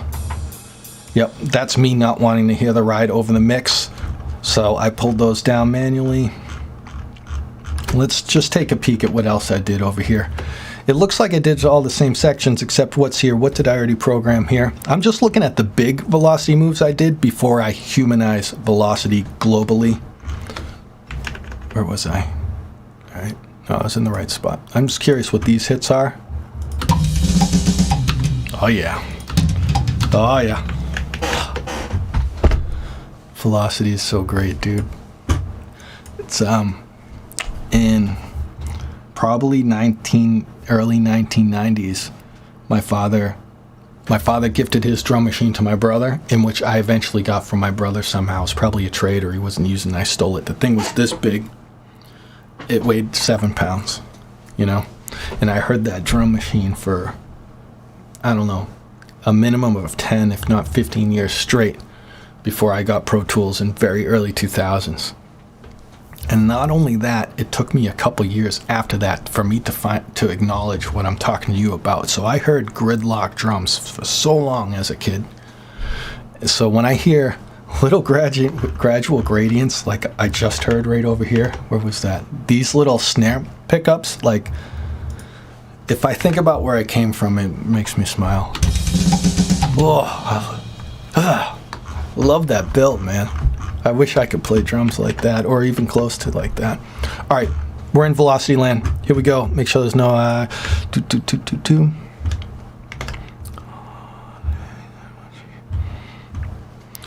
I remember when you originally got FL Studio Syn. It was, I mean, it's been over a decade. FL Studio is fantastic. I haven't used it since my pre-Pro Tool days on a regular basis, but for $100 all in and what it comes with, great starting point. Reaper's a great starting point. On Mac, GarageBand's a great starting point. All right.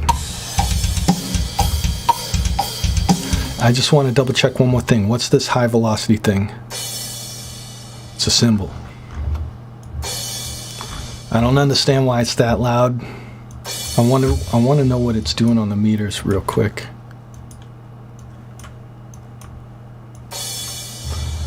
Well, I want to see what the drum kit's doing on the meters. Alright, it's not dangerous. When I see a velocity strike that loud, I might want to go check out my meters and make sure this is going to be appropriate later before I decide to sign off on it now so I don't backtrack later, you know, and that works.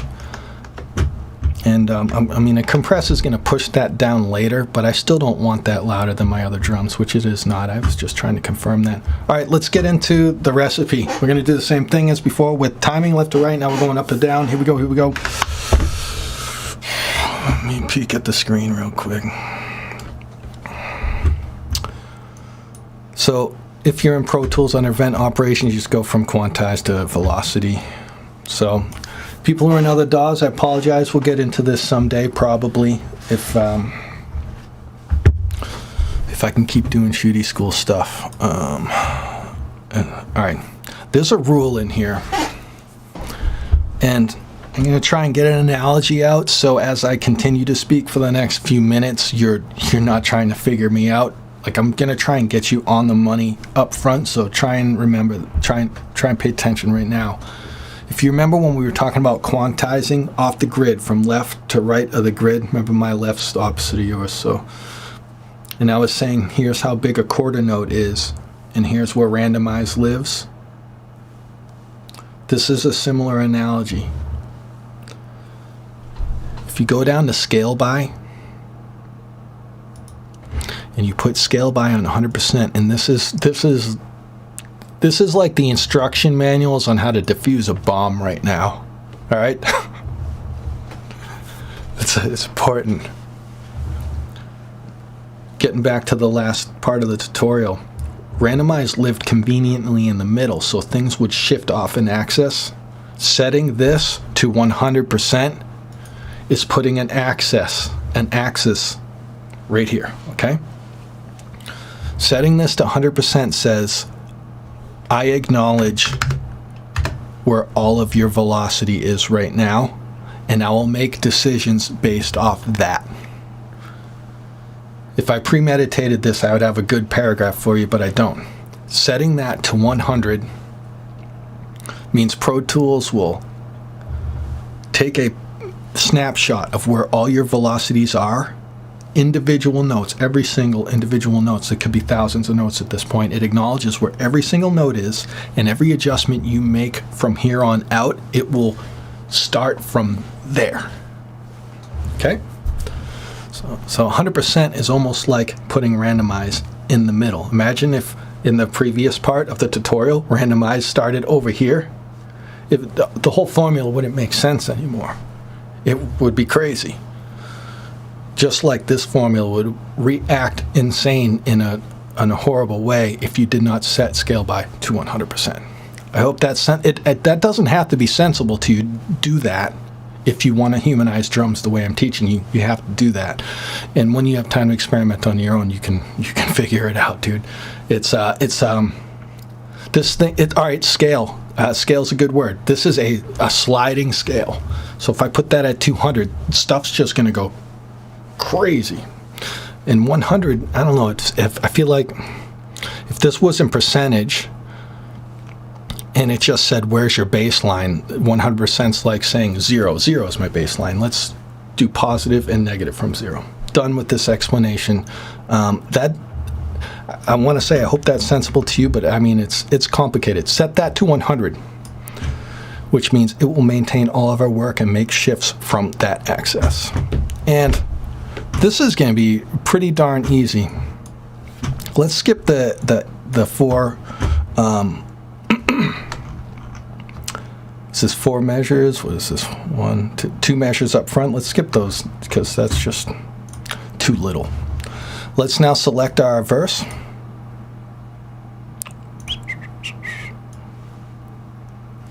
How far does that verse go? I'm going to hold shift so I can continue selection.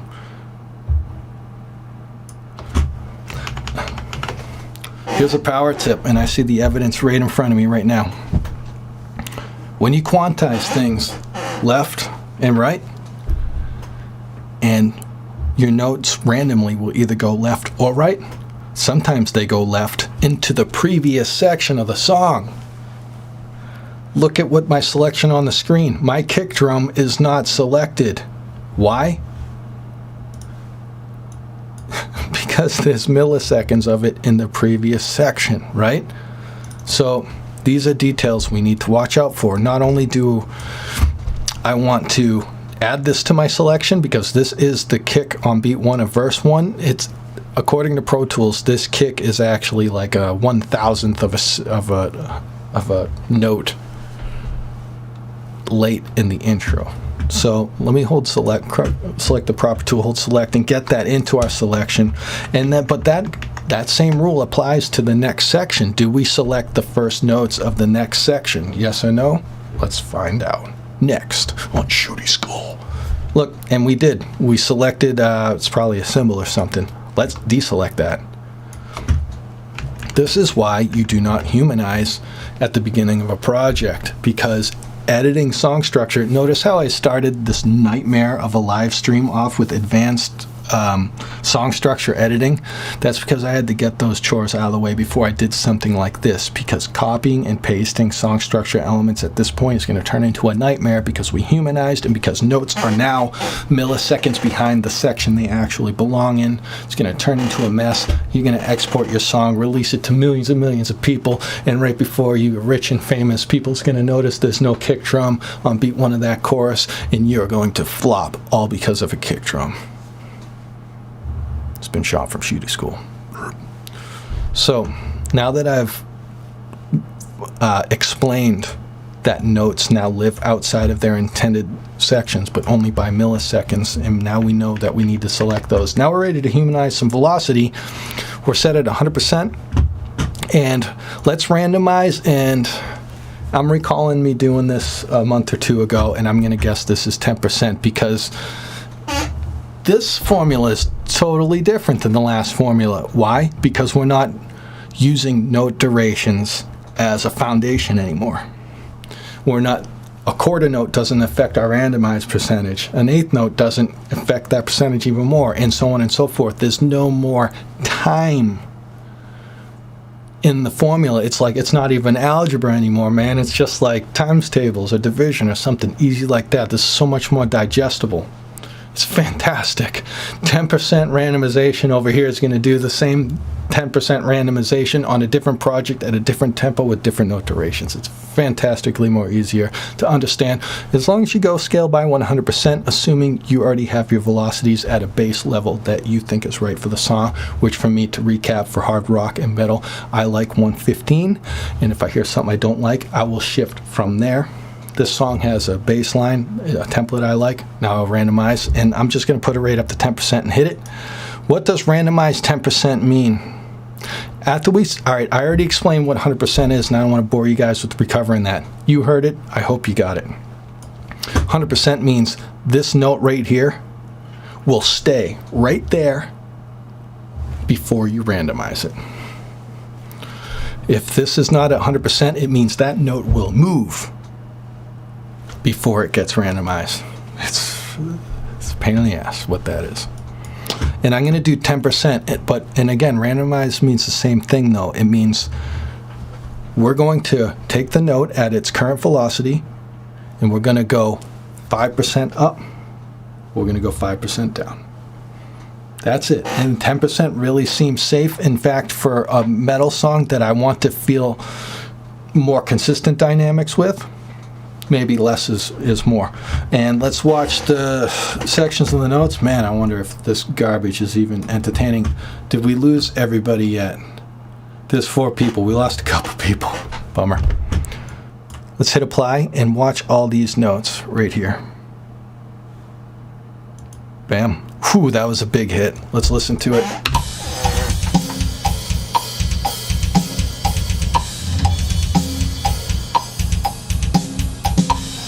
That doesn't work for me because kick and snare transients need to be hitting hard all the time unless it's a roll. And if it's a roll, you guys know I've already done my manual velocities before I got to this stage. So let me undo that and let's go 5%.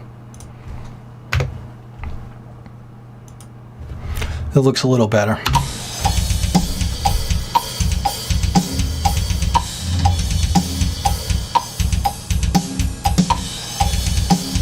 That feels a little better. Let me undo this. I want 5%, but I don't want to go too far under 115. And if I do 5%, that means there's a chance I'm going 2.5% down. I don't want to do that. I want to get my baseline of all MIDI up before I apply that 5%. So what I will do is I will unclick randomize. I will click add and I will click add 5, and I'm going to do some global adjustments here, which I might check my work later. We're only going to check the work on the song. I'm going to move every single MIDI note up 5, and the only ones that won't move are these few symbols that are already 127, and Control A select all, and let's be destructive and watch the MIDI notes go up, hopefully. Bam. Everything's up 5.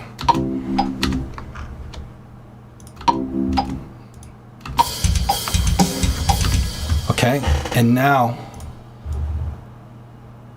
I'm going to apply my 5% randomizing, and the randomizings that go downward, I assume, will not bug me that much anymore. Getting back to my previous rule, this note is not selected because it actually lives in the intro now because we humanized it left, and for some reason this symbol didn't catch, so we're good. Now let's randomize 5%, 2.5% up, 2.5% down. Whoa. Undo. Scale by 100%, randomize 5%, bam.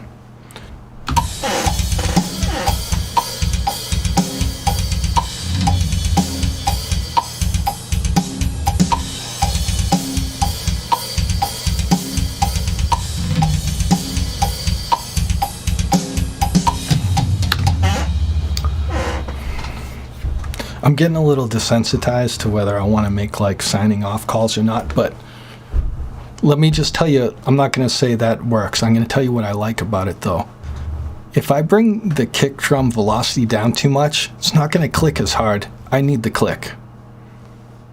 So maybe I should take my kick out of this selection and then do this velocity humanizing feature. That's a workaround. You know, and another thing is I need my snare to crack hard. This is minimal. It's got to crack hard, but I mean, since I made that whole velocity increase up 5, I mean, everything's hitting too hard now. So what might I do? All right, this totally works. I can sign off in this, no problem, and push it out the window. And then, because this is fine, let me undo what I did. Undo. So no more randomize, and I'll undo again. Now that global adjustment went up, now I'm starting from scratch, and let me just show you another thing I might do, because this is my passion project. Maybe it's yours. You care about it. We want to get it right. Here's an example of what I might do is select everything, grid mode, Ka-slammy doodle. Am I in grid? Let me go quarter note so it's easier to select stuff. Oh, it's 7/8 at the end. It just doesn't want to do it.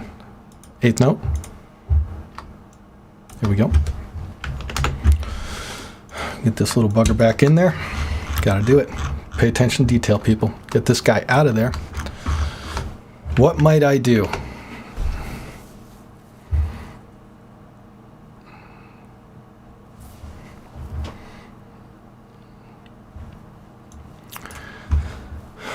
I added 5% to everything. Let's add 5 to everything, not randomized, except I'm going to hold Control on my keyboard and deselect the kick and the snare. Crap, that didn't work. There we go. Whew. I almost thought I talked S right there, but I didn't. I'm going to do the same with the snare. I had to click twice, not once, while holding control. Everything selected in this section except for kick and snare. Now I'm going to boost it 5 because I want that stuff to be louder. And now I'm going to go over to scale by 100. I'm going to go to randomize. Now I'm going to randomize only this stuff because earlier I was like, the idea of what I'm doing I like, but the kick and the snare just, they're too strong now, right? So let's do everything but the kick and snare. Bam. Let's listen to this, see if we got a good feel. I'm going to hop off cam just for 1 sec, decompress.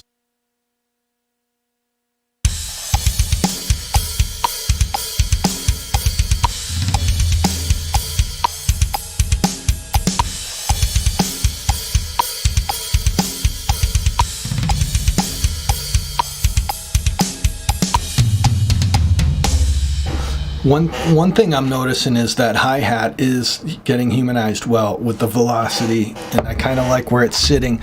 And I don't know if I want to, I don't know if it's too loud, but I don't know if I want to mess with that. Maybe I'm going to turn that down in the mixer and keep it where it is. The hi-hat was feeling great to me.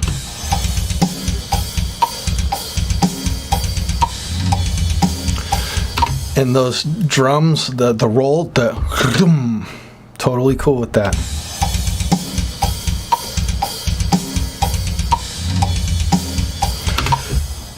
That snare drum is the compass. Everybody in the band is listening. We're trying to do metaphors. Is listening to the compass, which is a snare drum. I'm not going to touch it. And the kick drum, as I've been quoted before a long time ago, and it's a cheesy quote, but the kick drum is the heart and soul of metal. That's true. Let's only adjust the kicks that roll, but not our main downbeat kicks. Those need to be slamming all the time. They're especially the kick on the one and on the downbeats, they're almost as important as the compass snare. So let's do this. Let me change my grid up so anyone trying to follow along might have an idea of what I mean by downbeat. Here's quarter notes. Quarter notes, those are important beats. So let's select every kick that's rolling and not on a quarter note. Should we be in? No, not. I'm in slip mode. Right? Yeah, see this? Get that snare out of there. That's on a downbeat. There's some manual stuff, and I'll tell you, when I'm shift selecting, by the way. When I do this stuff, man, it is like walking a high wire, because when I'm done with this selection that I've carefully taken the time to chisel out, if I click on anything, that selection disappears, and there's no redo selection. And like in Photoshop, if you spend an hour with the marquee tool, and click somewhere by accident, that hour of work apparently seems like it's gone, but it's not. There's a reselect option. Pro Tools does not have that. And if it does, someone please comment below. I'm ready to pay for that feature, the amount of MIDI editing I do. So check this out, guys. I don't want to touch my downbeats. Those need to be mashing potatoes, man. Potatoes on the table. Mash the potatoes. Those downbeats need to be pop, pop, pop, pop every time, man. Every single time. But what about all the other ones? Those are more creative spices that contribute to the beat, as opposed to the support beams that the kicks on the downbeats provide to the groove. We need those to be solid. I'm going to want to keep the velocity the same every single time. I'm kind of glad I didn't cheese out a minute ago and I went into this, because this is more so how I do drums. What I don't want is the randomize to push these other beats above our support beam kicks, so I will lower the velocity of these kicks first. Uncheck randomize, go to subtract instead of add, and let's bring these down 3, because if we randomize at 5, that means it will go up 2.5 or down 2.5. So let's boost them all up 3. So when we randomize at 5, we'll never breach over what these original support beam velocities are. And I could talk for 15 minutes to make sure you understand that, but either you're with me or you're not. And if you're not, just try to absorb what you can, because if you keep pursuing this path of professional music production, you know, you got to keep hearing it a few times over as time goes on, and then you get it. So just try to absorb what you can. So I'm going to subtract 3, hit apply, and let's watch these highlighted white velocity notes down here all sync down. Bam, good. And now let's switch over to scale by 100, meaning all these selected MIDI notes will stay put before a formula is applied. And now we randomize 5. And technically, if I'm right, which I might not be, the stuff I'm teaching you I believe is right, but I'm not calling up Avid and asking them if I'm correct, you know. If I randomize by 5, we should not breach our support beam kick drum, because we just brought them all down 3, and if we randomize by 5, they can only go back up 2.5, so we should not exceed our support beam downbeat kicks. Here we go. That looks like a drastic move, but it all went, everything's going according to plan. I want those to be under the support beam kicks. Let's hear if they're too quiet or not. If they're too quiet, we'll undo and we'll lessen the randomized amount.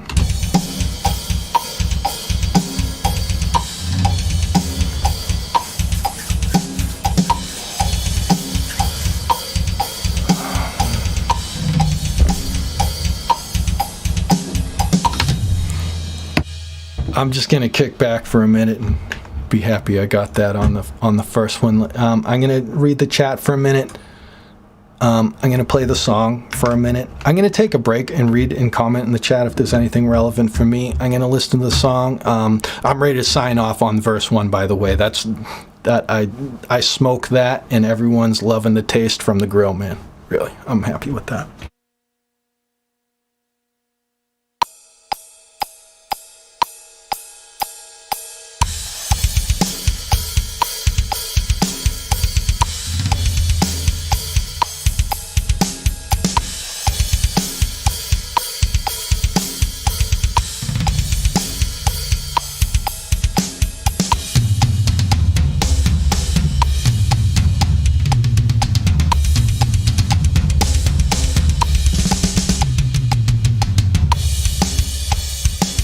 Benji, I'm glad you're digging this, getting something out of it, dude.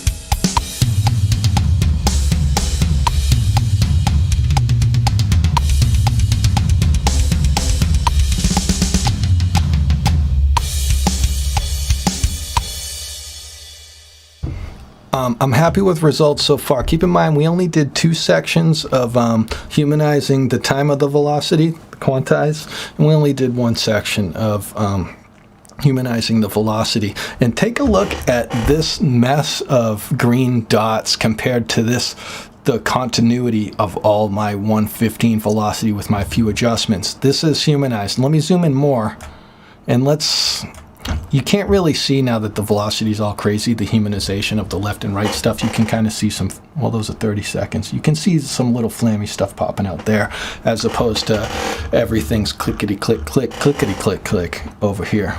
So,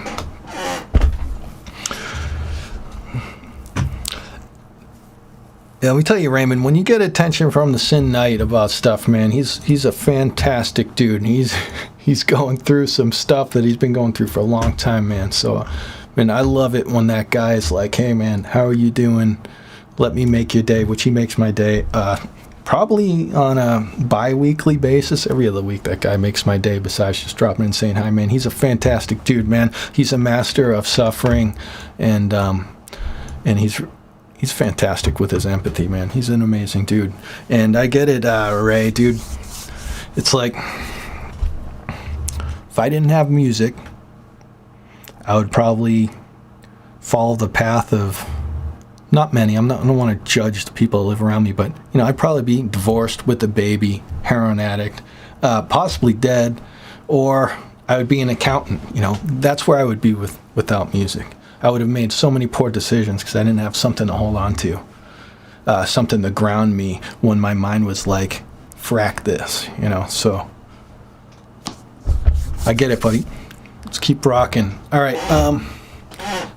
I'm going to end this portion of the tutorial and just do a couple minutes of routing. And I would like to take note that with all these velocity changes and decisions I made, the drums are more out of mixed than they were when I started the video. I just want you to know I realized that. But that's to, you know, we're not mixing right now. I might pad the hi-hats down a little bit, and I hear some tom fills like totally blasting through and sounding like manure. But that's okay. We're not mixing it. We're working on velocity and timing. And I only did, what, not even 10% of the song, less than 10% of the song. I'm going to do the rest of the song on my own time, and because I've already showed you how to do it. So go try and do this stuff on your time. And remember, when it comes to quantizing, those formulas get crazy. There's not, I can't say, where did I write it? I can't say, dude, just select 30-second notes, go to 50% randomize, 100% strength. It's going to sound fantastic. No, it will not. It's not going to sound fantastic. Will not. In this song, it'll sound pretty good. In your song, try it. Make it a starting point. It's not the solution. You got to do it. You got to do the work. That's why I spewed so much information earlier, because if you realize that, then my analogies, all that spewing talking will help guide you and to figure out your recipe faster. You know, if you're just looking for the trick, the trick isn't actually here. It's not. You know, so you got to put the work in. And if you don't want to put the work in, that's okay. Go into your MIDI libraries that were performed by actual drummers and edit those. You don't even, and you want to make the beat yours, fine. Dissect those and keep those humanized qualities and rebuild your beats out of them. And the sky's the limit. What a cheesy analogy. So true. You're your own limit. How about that? You're your own limit. Just look at your tool set. Just look at your tool set. You're not backing off. You're not stepping behind yourself and watching yourself work. You're tunnel visioned. If you don't want to do this, totally cool. There's other solutions. I just mentioned another great one, dude. Just grab things that have already been played by humans so they are authentically humanized and dissect those and rebuild your beats out of those. Bam! You got humanized beats. You got really humanized beats. Maybe I should do something on that sometime. Let's just route out. All right, here's a problem I got with, I mentioned this the other day in my routing DAW video, and this is probably how I'm going to wrap up the video today, is if you don't mix with a subwoofer or you do not have headphones on that can monitor sub-frequencies, you do not understand how much bass is A, possibly coming out of your kick drum, B, is probably coming out of that third tom. It's too much. It's too much. And if you never preview your mixes with something that can reproduce sub-frequencies, it may be too late before you realize it. You may have already released your song and your DJ buddy puts it in a club who's probably sitting on a stage full of freaking 18-inch subwoofers, and when your song comes on, it's going to be so muddy, people are just going to stop and kind of, you're going to watch the energy of the room go kaplop. So try to figure out how to monitor bass frequencies, or at least get a RTA in front of you, which is a graphic EQ analyzer, so you can see the blippity blips, right? The blippity bloppity boos moving around, so you can at least look at the bass end and go, oh wow, I mean, I don't, look at all that 20 hertz. I don't hear 20 hertz. Like, yeah, exactly. You don't hear 20 hertz. You don't have a speaker that's reproducing it for you. You are too bassy, my friend. So let's go grab that third tom, right? So, oh, your drum is awesome, dude. I just go to the mixer and just, where's my EQ, man? Where's that EQ, right? There is no EQ. I only want to route out the tom, so let's put the tom on output number 2. this is actually a common workflow where I'm done with the project and all I've done is routed out the tom, because, man, if it's sounding good and I'm in a hurry and the client's not complaining, or I'm not complaining after I put it in my car and listen to it, and you know, maybe I'm more interested in moving on to my next project than overworking this project. I have here's my sticky notes, right? This sticky note says it's probably over or underexposed. It says overwrite. Excuse me. Underwrite, don't overwrite. It's a really great piece of advice for when you work with people that just want to hear their chops and not hear a good song. And in this case, what this note should say is underproduce, don't overproduce. I'm not going to route all this out if it's sounding good, especially if I'm ready to move on to something else. You know, if you get crazy because you have the tools and options, it's just as easy to break what you got than it is to enhance it. With that said, I'm not deterring you from going crazy. Go crazy. In this case, I'm gonna write out the toms. So everything we hear from EZDrummer 1 to this is EZDrummer 2. Did I already? Yeah. My alt percussion isn't even loaded up, which is good. But everything we hear from EZDrummer 2, we're going to hear through this main instrument track, except for the toms. I'm just going to Control-Shift-N. I'm going to get a stereo auxiliary track. A reminder is that all channels coming out of EZDrummer 1, whether they're mono or not, see, it's implied that the kick is mono since the pan goes either left or right. Same with the snare, same with the hi-hat, and with these things over here. But from an output routing matrix point of view, that is not the truth. They are all stereo, so when you route out the stereo auxiliaries. Okay. And I'm just going to call this EZ toms. See if anyone's said anything important to me, like, we haven't heard you speaking for the past 30 minutes.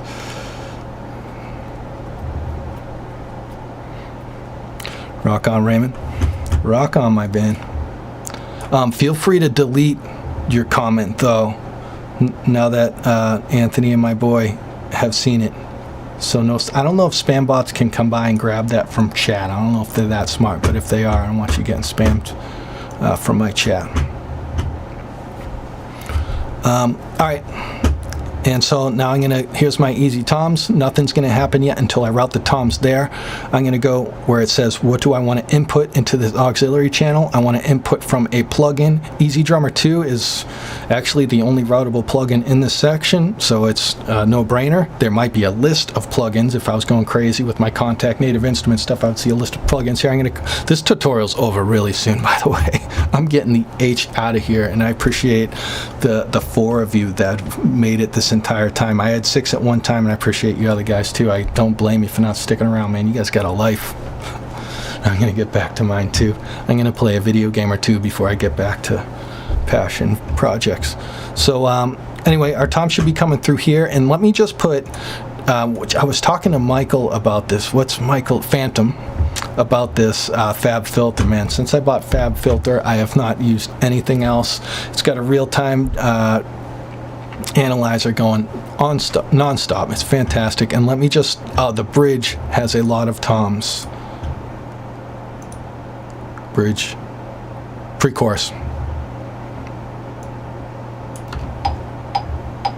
and I soloed my click. Let's mute my click. Sorry, have I had the click on this entire tutorial? That would have been a bummer. Hope not. No, because EZDrummer was soloed almost the whole tutorial. Anyway, look at that bass. Look at that.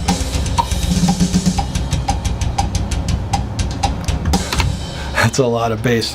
I'm going to hop off the mic for a minute so I can crank it up in my room and make sure my subwoofer's working. This is my RME interface, and I got my sub linked to my master fader, so when I turn my master fader up or down, you can see that my sub is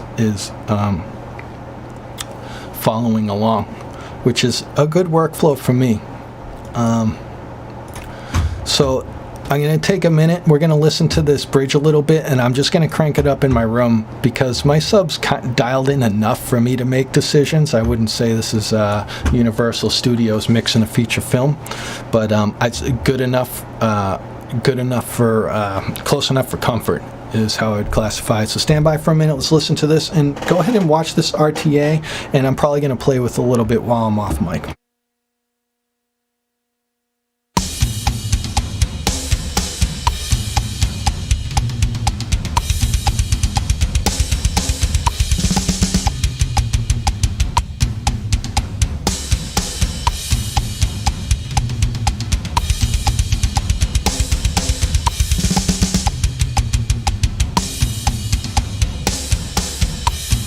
We're not even hearing the toms yet.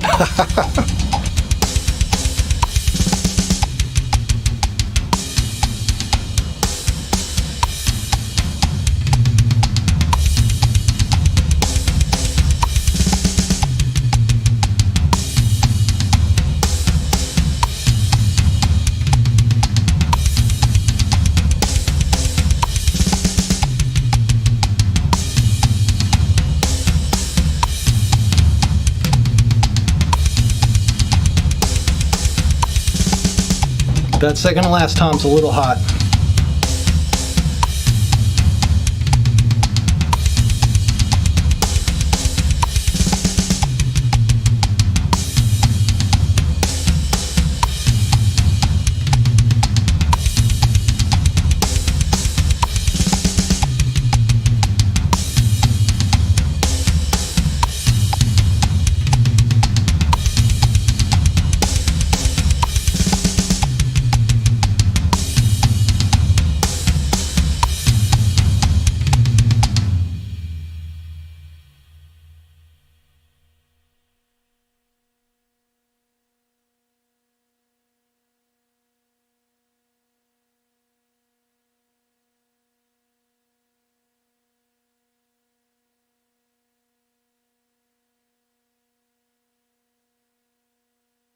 Crap, I was off.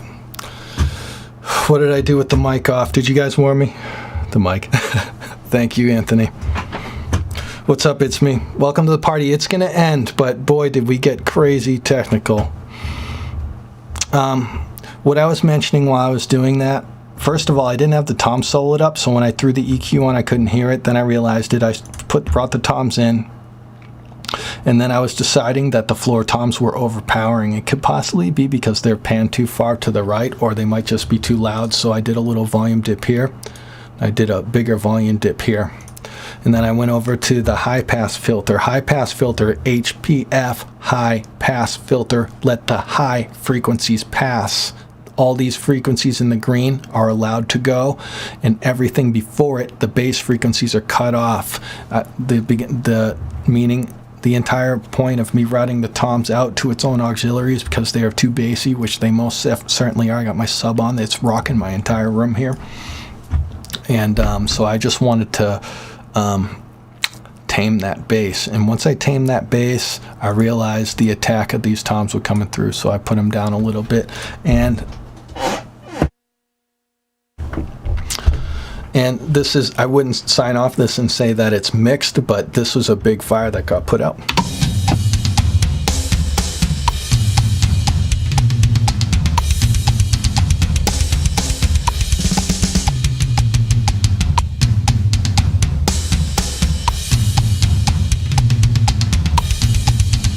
You can see with the RTA analyzer from,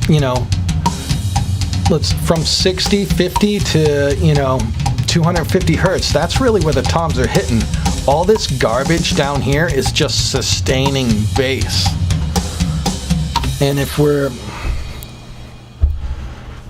hitting our toms and ringing out into a break, and we want those toms to bassy sustain, I might automate this EQ off for that moment, but I don't want all that uncontrolled bass flying under my mix and muddying everything up. Hence why this high pass filter is here. Hence why I took the time to route the toms out to the toms auxiliary. Whew. Hey, does anyone want to ask me anything particularly about Pro Tools or EZD Drum before I call it a day? Today, we did advanced Song structure editing, which was a nightmare, but a success. We humanized drums. We humanized timing, the quantization, and we humanized the velocity. I did a quick example of routing out of EZDrummer. Reasons to be a minimalist, which is what I did now, and anyone can justify doing the opposite of being a minimalist, especially since the tools are so easy and in front of us. And I think the next step for me is to record the instruments, and I'm not sure if I want to do a stream of me just playing the music. I'm going to rehearse this song for 20 minutes, and I'm going to go take after take until I get it. I might be a one-take Jake, depending on my playing day, or it might take me a couple hours. I don't know if people are interested in just watching me do that. If you are, comment below, because it's probably a couple days or a week or so away, and if people really want to see that, they can. I got to fix my bridge markers. Excuse me, my markers that got shifted when I added that bar. When I shuffle deleted that 8th note, my markers didn't go with it. And there was one other structure change I want to do, but I'm out of energy. Like I'm pushing to maintain the energy I got now. I know it's dying, and I don't want to make anyone suffer through, what seems like government high school or something like that. But there's a prelude I want to put on the bridge in the song. I guess I'll just have to do it next time, or I'm going to make some sacrificial calls on trying to push this song out to completion. I wanted to put the whole thing on a stream, but it's just going to take too long, and boy, do I have more productive things to do at Shootie School. So should I do this recording session on my own and just come back with recorded stuff and do a rough mix with you guys, or should I record it live to you guys, the guitars and the bass, all the strings? So that's my question to you. Or maybe I'll record it and not stream it and put it up unlisted for anyone who cares. See what you guys are talking about, if you're even mentioning anything.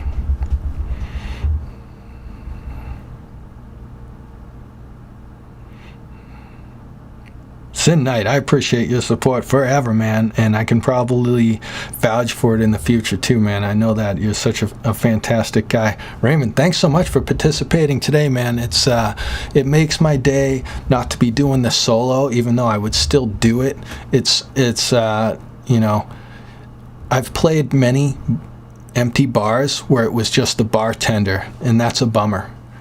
But at least someone's watching. And I played many shows where there's only 2 people and they come up to the front of the stage, man. I mean, you probably play harder for those shows than you do when you play in front of 1,000 people, And it's fantastic having that, I don't want to call it obligation, but when inspiration. Thank you. Thank you for inspiring me. All right, I'm going to drop you guys unless you got a quick question. It's me. Thank you so much, man. I appreciate your comment. Raymond, again, thanks for attending. Benji, if you're still here, thank you for coming. I know you're coming from across the globe. It's probably, I don't know how many hours away. It's probably the morning over there for you. And I don't know if I got anyone else actually in the... Harley did show up. Harley, you're probably gone at this point. Thanks for giving it a shot. Rock on, dude. Last request. I'm out of here, guys. I have 2 videos on deck. I have 3 videos on deck. They're actually right. One of them's right here. I've got my first product coming out sooner than later. I have 3 products in production. This is the first one, which will be free coming out. Rock on, Benji. And I don't know, stick around. Oh yeah, and I need to wrap up the song we're working on right now. I need to meditate on how to do that quickly and decide exactly what I want to show you. The drum humanization thing is such an important thing to me. I went crazy on it today, and I hope you guys all got something out of it. All right. Peace, love, brutality. All right, thanks for tuning in. You guys all kick serious manure. And thanks for supporting Shootie. Rock on.